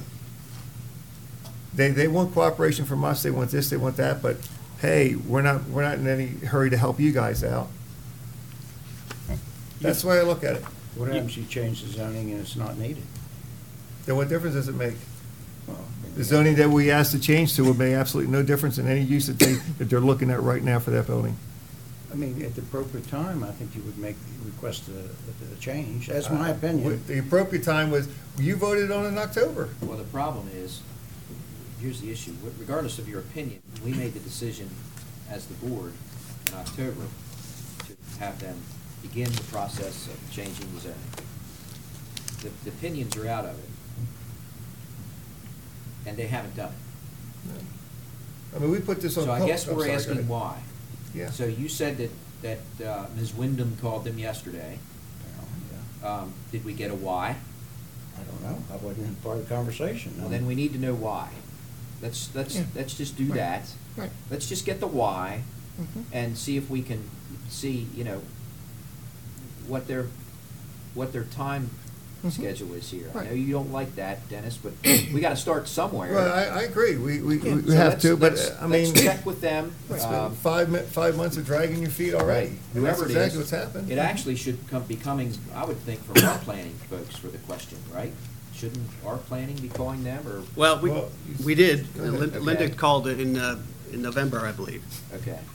All right, let's instruct staff, whoever it is, we'll make the appropriate decision on who that is. Let's instruct staff to call them and get us an answer back by Thursday. Linda called on January 25th, 2019. Call Linda again. Eisenberg. Okay. Yeah, okay. Okay. There's your update. We'll get them to call again. And I think whoever calls should express the fact that, we That's called and get unacceptable. nothing, so. Right, it's unacceptable. Yeah. It's in a process. I think we I mean, could that was a also. vote, right? That was a vote. Yes. Yeah. We voted on it as a board. Right. Can we also provide them the opportunity to use us as a resource if needed? Well, they know that. I We've know. done that, believe me. But I'd be They know more than that. happy to let them know again, so. Well, yeah, they know that. Okay, you good? It's ridiculous. You good? We'll prompt them again? I guess. I mean, what else can we do? I mean, there's nothing else we can do at this point. Okay. It's so frustrating. All right. Okay. The next item on our agenda is a Monocacy River Plan update. And I had asked to have this put on the agenda because there's been a decision made by the Frederick County Council on whatever night it was, and they voted it down. So before we get in, I would assume we have public comment. So I'll take public comment now, and then we'll move from there.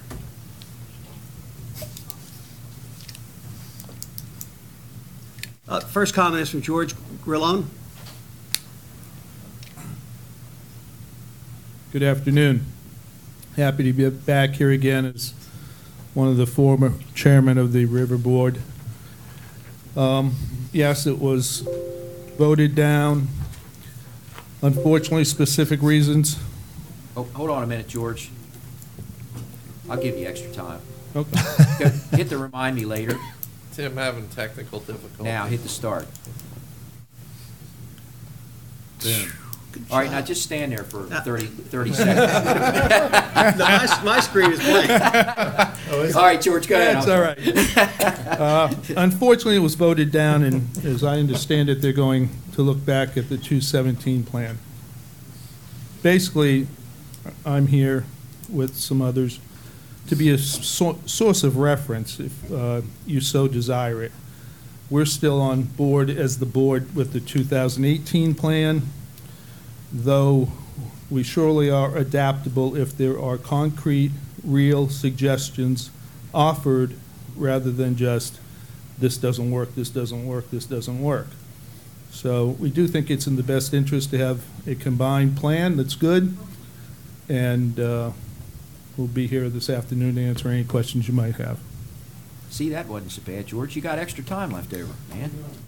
All right, Tim, go ahead. Earl Bell. You get 2 minutes, Earl. He used up your minute. Good afternoon, Commissioners. Earl Bell. I am the chairman of the Monocacy River Board. And just to echo what George said, we're just here as a resource. I know you have your thoughts on this. We have the the history and the context of what's going on. So anything we can do to help, and we have a couple other members here, Pat Baumgartner and Vince Baginski, all members of the board, and we're here to do whatever we can to support you. Thanks, Earl. Pat Baumgartner.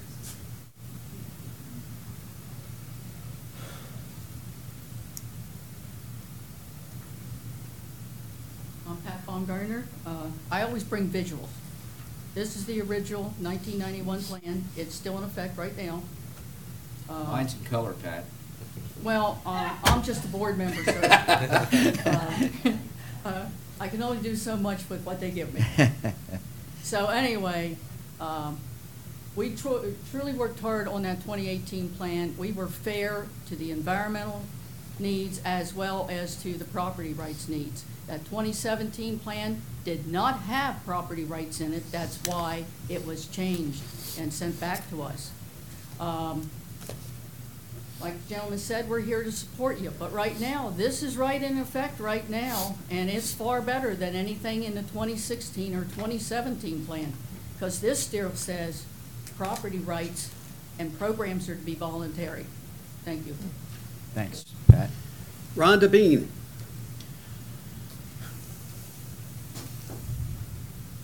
Hi, I'm Rhonda Bean. I'm also on the board, and I reiterate about any kind of information. We've gone to their meetings. We've gone to Carroll County meetings. We've sat countless hours going over the whole plan, and then when we got back from Carroll County and Frederick County, they pretty much was the same items. We did take out wordage, corridor, that they keep picking apart, but that just brings up that if it was such an issue, that's why we took it out, because they keep picking it apart, like it's supposed to be defined. Well, you can't define corridor. Corridor could mean to a whole panel with different ideas of what an actual corridor means. That's why we took it out. We wanted to make the plan as simple as it is. All the items that were picked apart that they say they go by the red line where it was itemized as to taking out items and we put items in, or they picked apart, we took out items of Frederick County's items and not Carroll County's items. We went through every chapter and we made sure every item was in there, updated all the websites. If people didn't have websites, we put phone numbers. So all the scientific items that Byron collects as a scientist are in there. They do 3-year studies, they do 1-year studies. The EPA and all the rest of them do different studies. They're not yearly or monthly, so when they come available, all that is updated into the plan. We try to make it as most informational, cover everybody's issues, and Carroll County was right on board with us and accepted it and didn't have a problem with it, but apparently there's an issue with Frederick County, and they are not representing what the plan is. They ask questions that have nothing to do with what's in the plan. They ask questions like, this was taken out, when it's all in there. The archaeology's in there, the history's in there, the water's in there, the zoning's in there. Our zoning representative on the Frederick County side gave us all the information about how their zoning department has all the information when somebody goes to them and has specific items, and everybody's different when they go for a building or for roads or housing or residential. So everything's individual. But when it has to do with the river, they just seem like they were picking it apart and trying to make it something that wasn't in there, or that we took it out and we didn't put it in, or it wasn't in there at all. So I hope that you all, if you need any more information, we're all here. Thank you. And Vincent Baginski.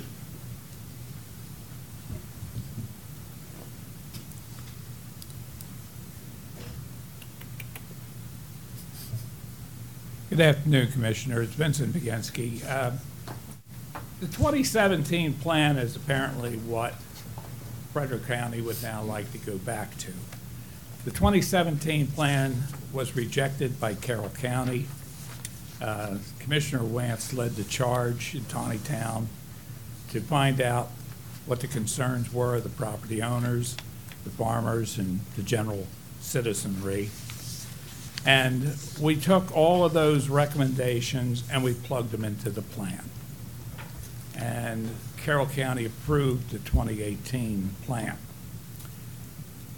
Frederick County originally disapproved the 2017 plan, and they gave us all their recommendations from the Planning Commission and the County Council. We plugged all that in, and now they don't like the 2018 plan. They want to go back to the 2017 plan, which everybody rejected. And it was so bad of a plan that the board formally rescinded it. So I don't know how you go back to something that technically doesn't exist. We're willing to make whatever changes to the 2018 plan that make sense to the commissioners and even to the Frederick County Council. But I'm not sure there's a lot of optimism on the board about knowing what Frederick County really wants, other than to try to reverse time and go back to something that doesn't have much at all in the way of property rights protection. The 2017 plan was rejected by both farm bureaus. The 2018 plan was approved by both farm bureaus. So you have a tough nut to crack.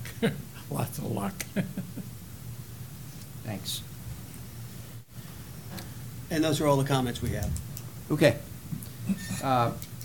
So the reason I've brought it up to my colleagues, and I think we voted on this in the fall, is that correct? So two of my colleagues weren't part of this vote. But I'm quite frankly up to here with the political gamesmanship that's going on. I've pretty much had it. What? I said we talk about North Carroll. No. Go ahead. Focus, Dennis. So I've instructed our county attorney to advise what it would mean if we pulled out of this and had our own Carroll County Monocacy Scenic River plan. And Tim has done his due diligence, and there's been some varying opinions about who's right and who's wrong when it comes to what that would mean. But I think I will tell you that I've gotten I've seen what the Frederick County attorney said, and I've seen what the Carroll County attorney has said, and the Carroll County attorney has far exceeded what the Frederick County attorney has said. Although he's not necessarily wrong. Although he's not necessarily wrong, but you've taken it to many steps past that to explain it much better. From the start,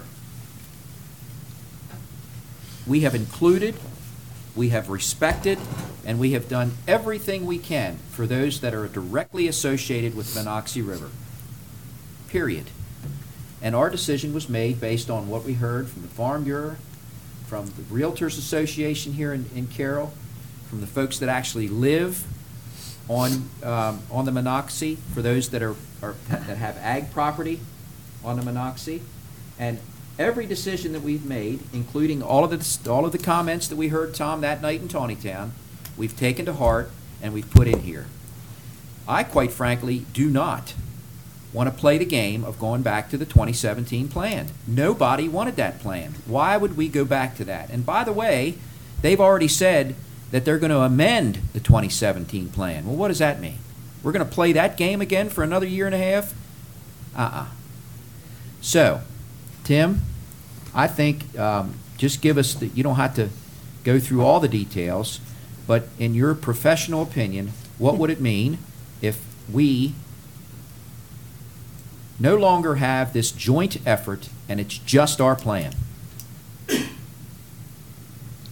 Well, the Natural Resources article, which created this whole Monocacy River Board, designated the Monocacy River as a scenic river.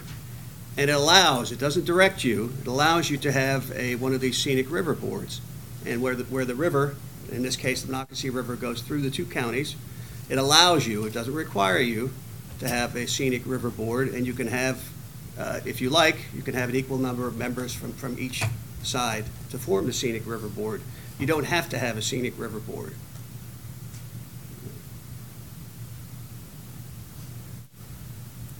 So does that mean we don't have to have a river board plan? No, you don't have to have a river board plan. We could have our county plan, and you could have a county plan. It would be the equivalent of the Frizzleburg plan or the Gamber plan. It would not be this. Right. There will be no two separate plans issued by the Monocacy Scenic River Board as it stands now. There can't be. So then is that, you done? Yes. You good? I thought he went to great depth. I was waiting for you. So based on that, it would be my suggestion, or maybe a little higher than suggestion, that we take the 2018 plan, remove everything that has to do with Frederick County in it, and this now becomes the Carroll County Monocacy Scenic River Management Plan. so I guess why wouldn't we do that? I mean, I didn't hear what you said. well, why wouldn't we do that? I mean, this is, our county plan. I mean, I'm not sure, this should not be that hard of a decision, except that it's frustrating trying to do something jointly with another jurisdiction. Who kind of thumbs their nose at it politically. But Is that a motion? Do we need a second? What's the procedure we got to follow? yeah, Well, as long as we're legal with that, and by the way, even if they do take the 2017 plan and amend it, there's a good possibility that the county executive up there is going to veto that. So now here we are again. So, again, out of respect for all of those that have rolled up their sleeves and done a ton of work, including our staff and the citizens, obviously, that were involved too, I'm going to move. Hold on. I'm going to wait for Tom Devilbus to tell me what to do before I move. Come up to the microphone, Tom. I think I know where you're going. I think I know the direction you're going. I need to ask a procedural question. So we're going to take the 2018 plan and we're going to edit it and remove references to maybe other counties, other jurisdictions, and make it a Carroll County plan. Are you also going to be considering removing ourselves from the Scenic River Board and creating our own? I mean, it's one thing to do something with the plan, but then we have these folks here who are sitting on a Scenic River Board that you've appointed. And I guess my question is, I think you all need to, maybe before you go too far here, consider what you're going to do from that perspective also, not just what we're going to do with that paper document, all right? Can't they become the Carroll County Scenic River Board? I don't see, Is that I'll a defer to the county attorney, but in my personal perspective, I don't see a problem with that, but you may want to hear from these folks too. But I think you need to consider that before you make this motion right here to do something with the plan. All right. Okay, that was kind of my intent to follow up with that. No, that's good. I wanted to hear that from you. I thought you had something else that we, but that was kind of my intent, to make it just Carroll County Scenic River Board, with the caveat that, you know, obviously now the board is for those citizens that are Carroll County residents, because I think that's important. I mean, we might be able to push the gamut a little bit for those that perhaps own property on the Carroll County side. I'd be open for perhaps that, but that's kind of something I was going to bring up in open admin today as a secondary discussion as part of this. We really don't have anything on our applications when folks fill them out for our boards and commissions that say that they're Carroll County residents. And I think perhaps we should do that. But there are some boards and commissions where that's not really necessary. But that, I'm off on another track. That was my intent, yes. Is there a possibility to address this issue? Well, we let the firefighters do it, so yeah. Thank you. I set a precedent. I was one of the original members of the board back in 1990 when we wrote the original plan. And whether as I understand it, whether Frederick develops their own plan and we develop our own plan, that plan would still be in existence. My issue with, I think the Carroll County individual is well represented by the board we have here and its members.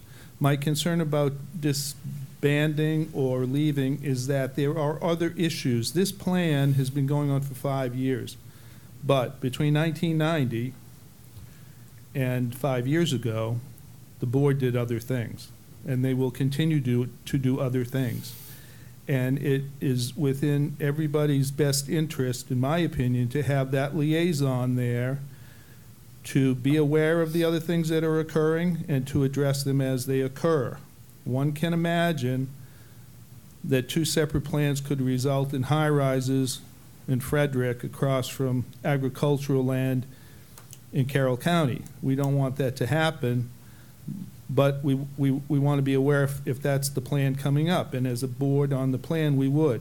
We also address things such as recreation, fish, not just the plan. We pick up trash down the river. There are other duties or aspects that the plan takes care of. And I'd hate to see us, though I have no problem with a separate board existing as well, I would hate to see us isolate ourselves and not have those advantages.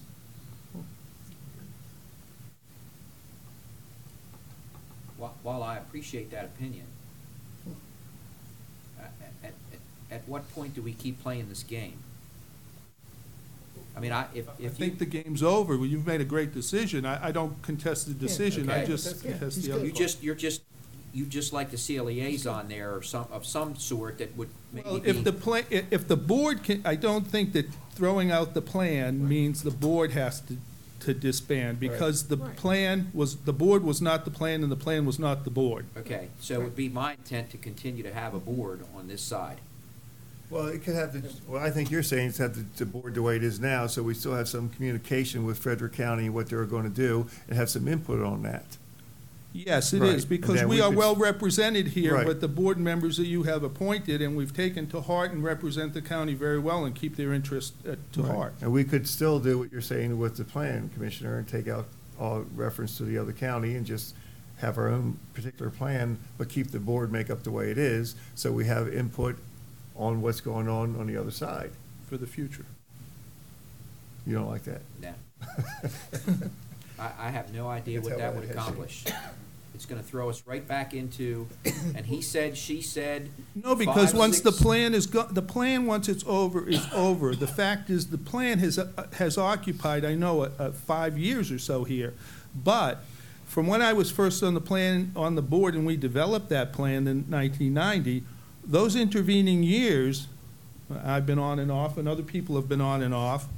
There are other aspects that have come up and come up continuously that concern the river. And having that ability to converse and learn from the people of the Frederick side what their plans, ambitions are, et cetera, through the workings of this joint board, not in relationship to the plan at all, is the important part. A river board on its own here is going to have to somehow communicate with Frederick anyhow.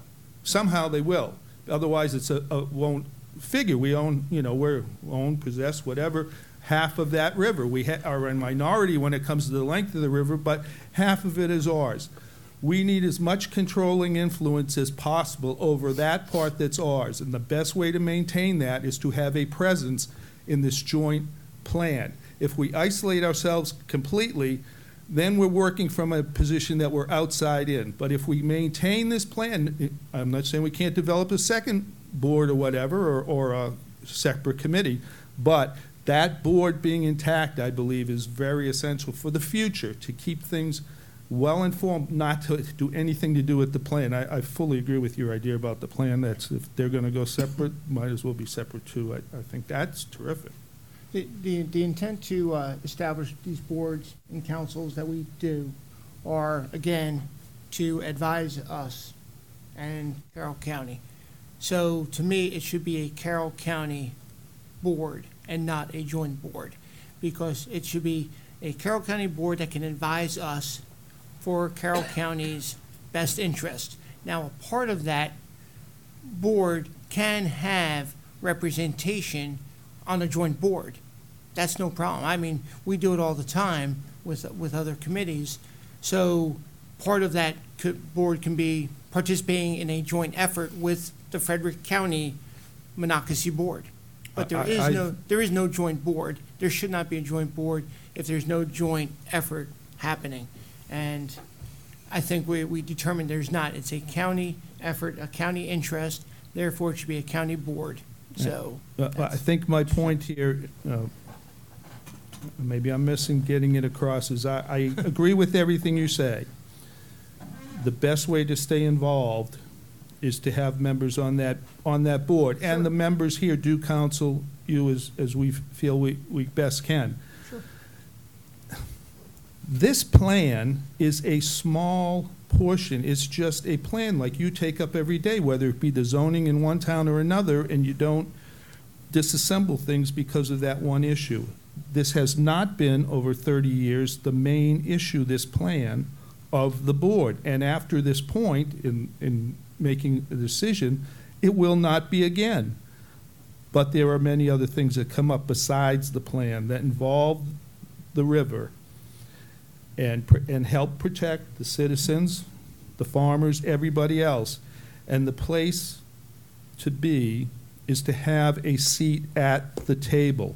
To have a seat at the table, whether you listen to it or whether that committee that's on the board comes back and reports to a separate river board of Carroll County, and it's a subset of that, but somewhere it's nice to have a seat at the table to know everything that's going on before it goes too far. Yeah, I can see that point. Although I'd need to look at what that exactly would mean, and I have a sense that if Frederick County has their own plan and we have our own plan, Frederick County may very well say, we want our own board now. And if that's the case, then we'd have our own board, and maybe the two boards could meet once a year to talk about stuff.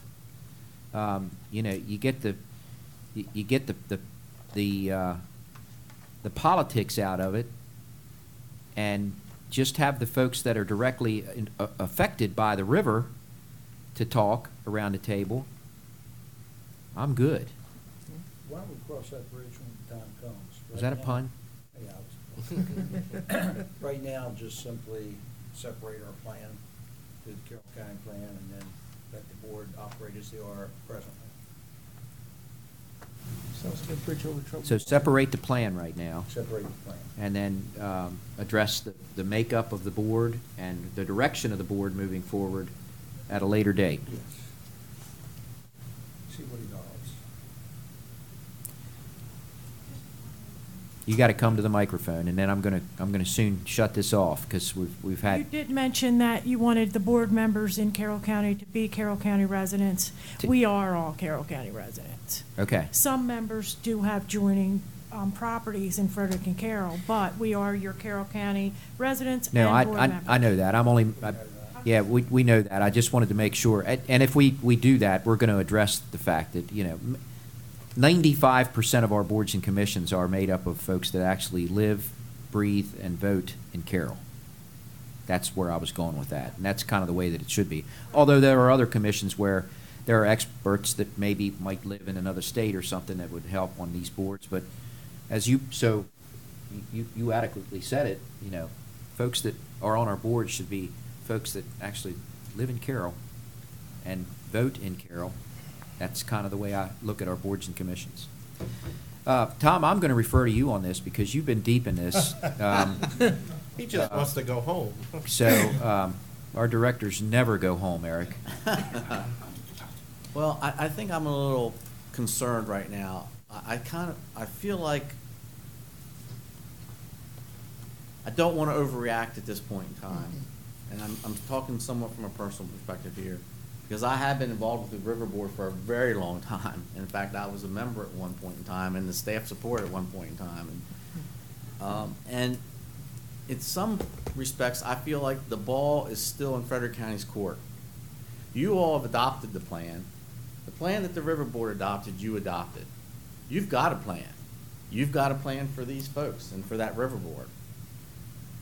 Frederick County, I don't know where they stand right now. I know their council voted it down 5-1, but I'm not sure what that means politically. I don't know, because you are the overseers of Carroll County. You voted for it. It hasn't gotten to that level in Frederick County. So I'm not sure what the vote of the council actually means, if that means the plan is dead or not. I'm not sure I know that for absolute sure. So my caution would be, maybe it's not time right now to pull out. Maybe it's time to sit back and say, the ball's in your court, Frederick County. We're still here. We still support everything. We're ready to go. Where are you at? You can always do what you're planning to do in the near future or sometime point in the future. So I'm just a little concerned logistically how we make this work moving forward. And I'm always thinking of that type of thing, because, the details and how we make it work. And I think it's going to be very problematic trying to make the boards function if you're going to pull apart and then we're going to try to rejoin, and I think that's going to be very difficult. I just think it will be in the climate we're in. And so I would just say maybe it's time to take a deep breath, step back. I think today you've given your views and your feelings, and I hate to put it this way, but like a warning shot that you're ready to go, but maybe you may not want to do it. Maybe you want to see what they're going to do from maybe a level above the council, the Frederick County Council. I don't know. And you might know more than I do. So that's kind of where I stand. I don't want to, I'm a little afraid of responding too quickly here, because I think it leaves us in a big limbo land. I think Frederick County's in the limbo land. I don't think we are. I think we're sounding where we need to be with this whole issue. I think Frederick County's got the problem. They don't know where they're at. Okay. No, well, actually, if they're thinking 2017, they don't know where they're at. No, That's what they I'm don't. saying. They don't know where they're at. No. So that's for what it's worth. Okay. So, Tom, if they, if they're going to do what they said they're going to do and take the 2017 plan and attempt to amend it to meet their whatever ideas they're, and at this point, I don't even know if the folks that live on the river know what they're doing, because who knows what Frederick County's doing. But if and that, yeah, that's on the mic. And if they would do that, they're going to want to come back to us and say, okay, so we've done this now. You want to jump in with us? That's what's going to happen. And we hold the line and say, nope, this is our plan. And then that's when we say, okay, now this is our plan. Is that what you're saying? That's what I would rather you see. Okay. Because I think, without putting it, they're on the outside looking in on this issue. So I think that rather than pull away and have them accuse you all of saying they bailed on us, you're with the River Board, you approved the plan, let them do something different. Okay. I'd rather be fishing on the Monocacy right now. This gives me a headache. How you guys deal with this? Frederick or Carroll? Frederick County. Welcome aboard. All right, is everybody, I mean, I'm good with that. I'll back down. You know, I'm not a big fan of board games as it is. When the grandkids pull them out, I try to go the other way. So I'm not a big game player. And that's what this has turned into.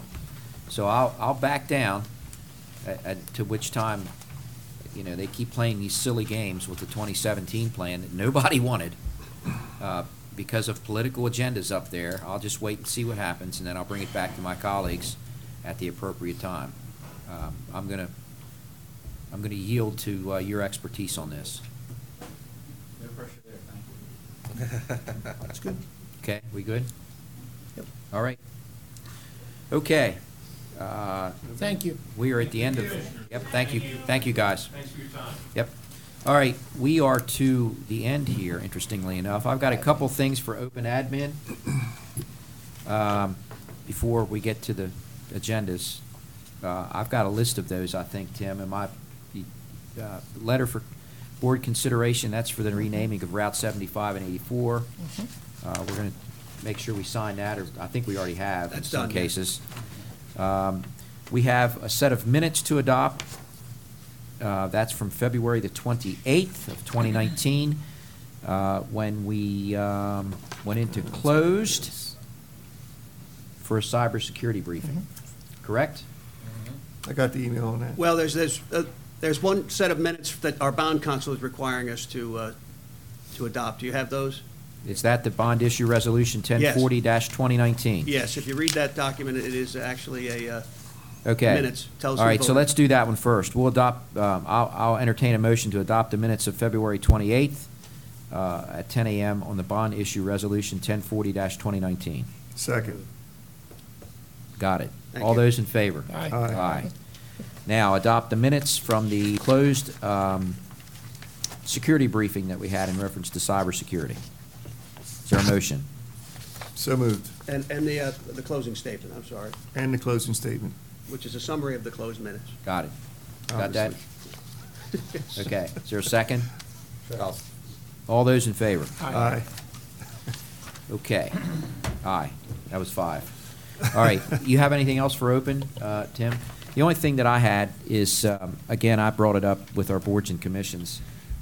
There is no place on our applications that require our citizens to say, even a little box that says, you know, are you a Carroll County citizen? Check. There's no place on There there. isn't, but it has their address on it. Well, that's interesting. So but is your point to make it a criteria or Yes, not? I think. So if it's to make it a criteria, then it's got to be Right. clear on the form. Yeah. Yeah, I think So we I should. think that's your point. Yeah, I'd like to see us add whatever the appropriate line is, Tim, whether it's do you vote in Carroll or do you live in Carroll, or what district do you live in Carroll, and that would cover both whether you vote or not, to be placed on our application. What about ask their election precinct to ensure that they're a registered voter? 75% of the people don't know what they are. But the point is not just asking that they're a Carroll County resident, but making it clear on the application that in order to fulfill this position, please check and ensure, you know, say that you are a Carroll County resident. You know what I mean? Well, Commissioner, we did discuss one possible exception, a very specialized board like the Historic Preservation Commission. If someone from Frederick is really into that stuff, and we have a hard time finding people to serve on that commission, I don't know. So, I mean, I understand, and so I am concerned about putting this on an application if we're not willing to go all the way through it so we would have to have the verbiage appropriate saying very specifically for whichever boards we say, you know, you are a Carroll County resident to be considered for this board, and for that one specific board, if we don't believe that it should be only Carroll County or excluded to Carroll County, then we don't have that on there. I mean, we have they already have their addresses on the application. yeah, but the address, yeah, Wait. okay. When Okay. we look at the boards and commissions, we see that. If there's someone from out of the county on there, we can decide right then and there, we want that person on there or not. It doesn't have to be a qualification to be on the board. But we can make that decision, or any board can make, any future board can make. Yeah, I don't want to decision make when this too looking at it. complicated. Yeah. And- Yeah, but by doing that, I feel that, we're giving false hopes to folks that are applying to boards and commissions, living outside. I just, It's nice to give people hope. well, it's but, not I see what you're appropriate. saying, But And, So a little How bird. how many do we get that are outside the county? I don't know.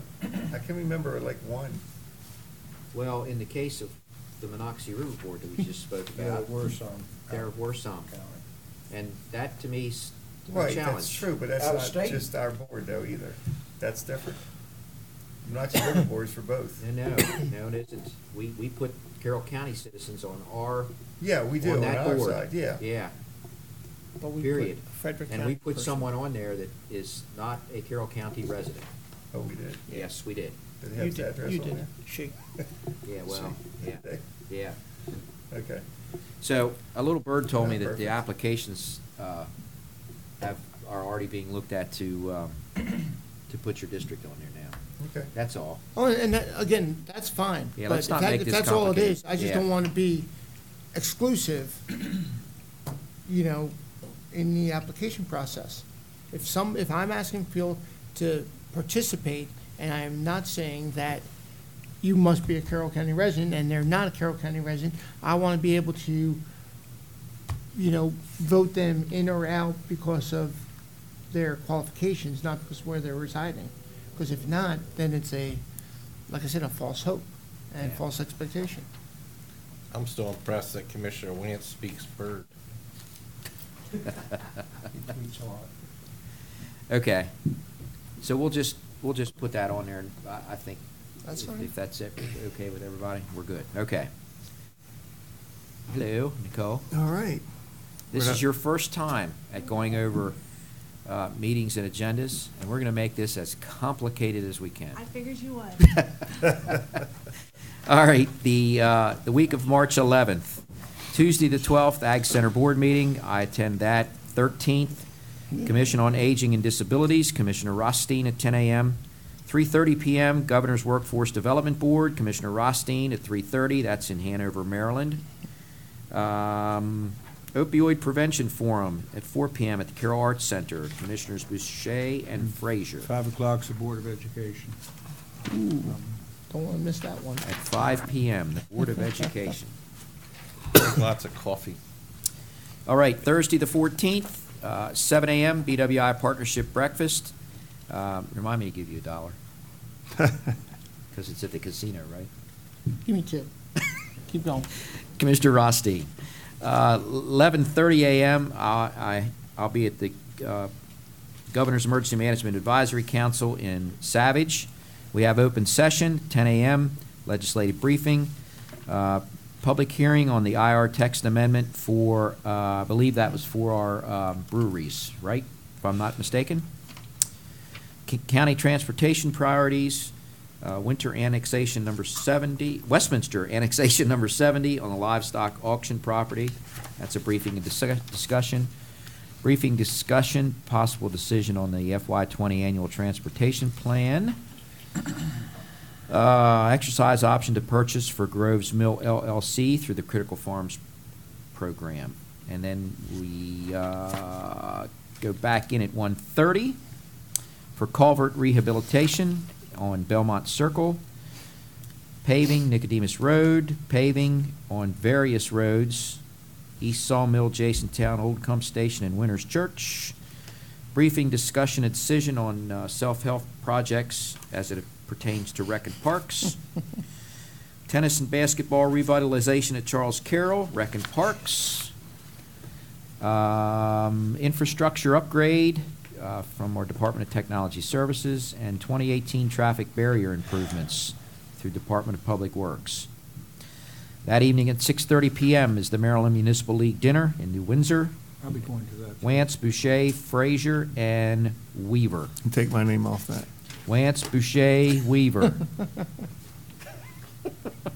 Well, actually, you can add the was it SOS meeting I'm going to instead at 6:30. SOS. Sources of strength for from the school system. I'm going there. Good, okay, excellent. All right. Friday the 15th, Get Business Now, Boucher, Weaver, Wance, and Rothstein. That's at Carroll Community College, 7:30 a.m. until, and we'll be visiting there at various times. Saturday the 16th is the Hampstead Manchester Business and Community Expo, myself and Commissioner Weaver, and the Pleasant Valley Fire Company 88th Anniversary Banquet. Again, Wance and Weaver. And I've got the Commissioner's report. Any changes other than what we already changed? All right, week of the 18th. Tuesday the 19th, Ag Commission at 8 a.m., Commissioner Weaver. Shock Trauma Center Board meeting in Baltimore, that's myself. Planning and Zoning at 9 a.m., Commissioner Rothstein. The Veterans Advisory Council that afternoon at 2, Commissioners Weaver and Rothstein. Wednesday the 20th, Carroll Hospital Family Birthplace Open House. Commissioners Wance and Rothstein. You know, Come on, baby. Yeah. Come on, baby. You already did what I was, okay. 6 p.m. is Carroll Community College Board meeting, Commissioner Frazier. And I'll be attending a Carroll County Library event at the Carroll Arts Center that evening at 7. Thursday the 21st, open session. It's approval and signature of the priority letter for the county transportation priorities. We'll come back for a decision on the livestock auction property. Grant application for Circuit Court Family Law Administration. And 2019 Community Interest Needs Assessment Survey from Department of Recs and Parks. 7 p.m. that evening on Thursday the 21st.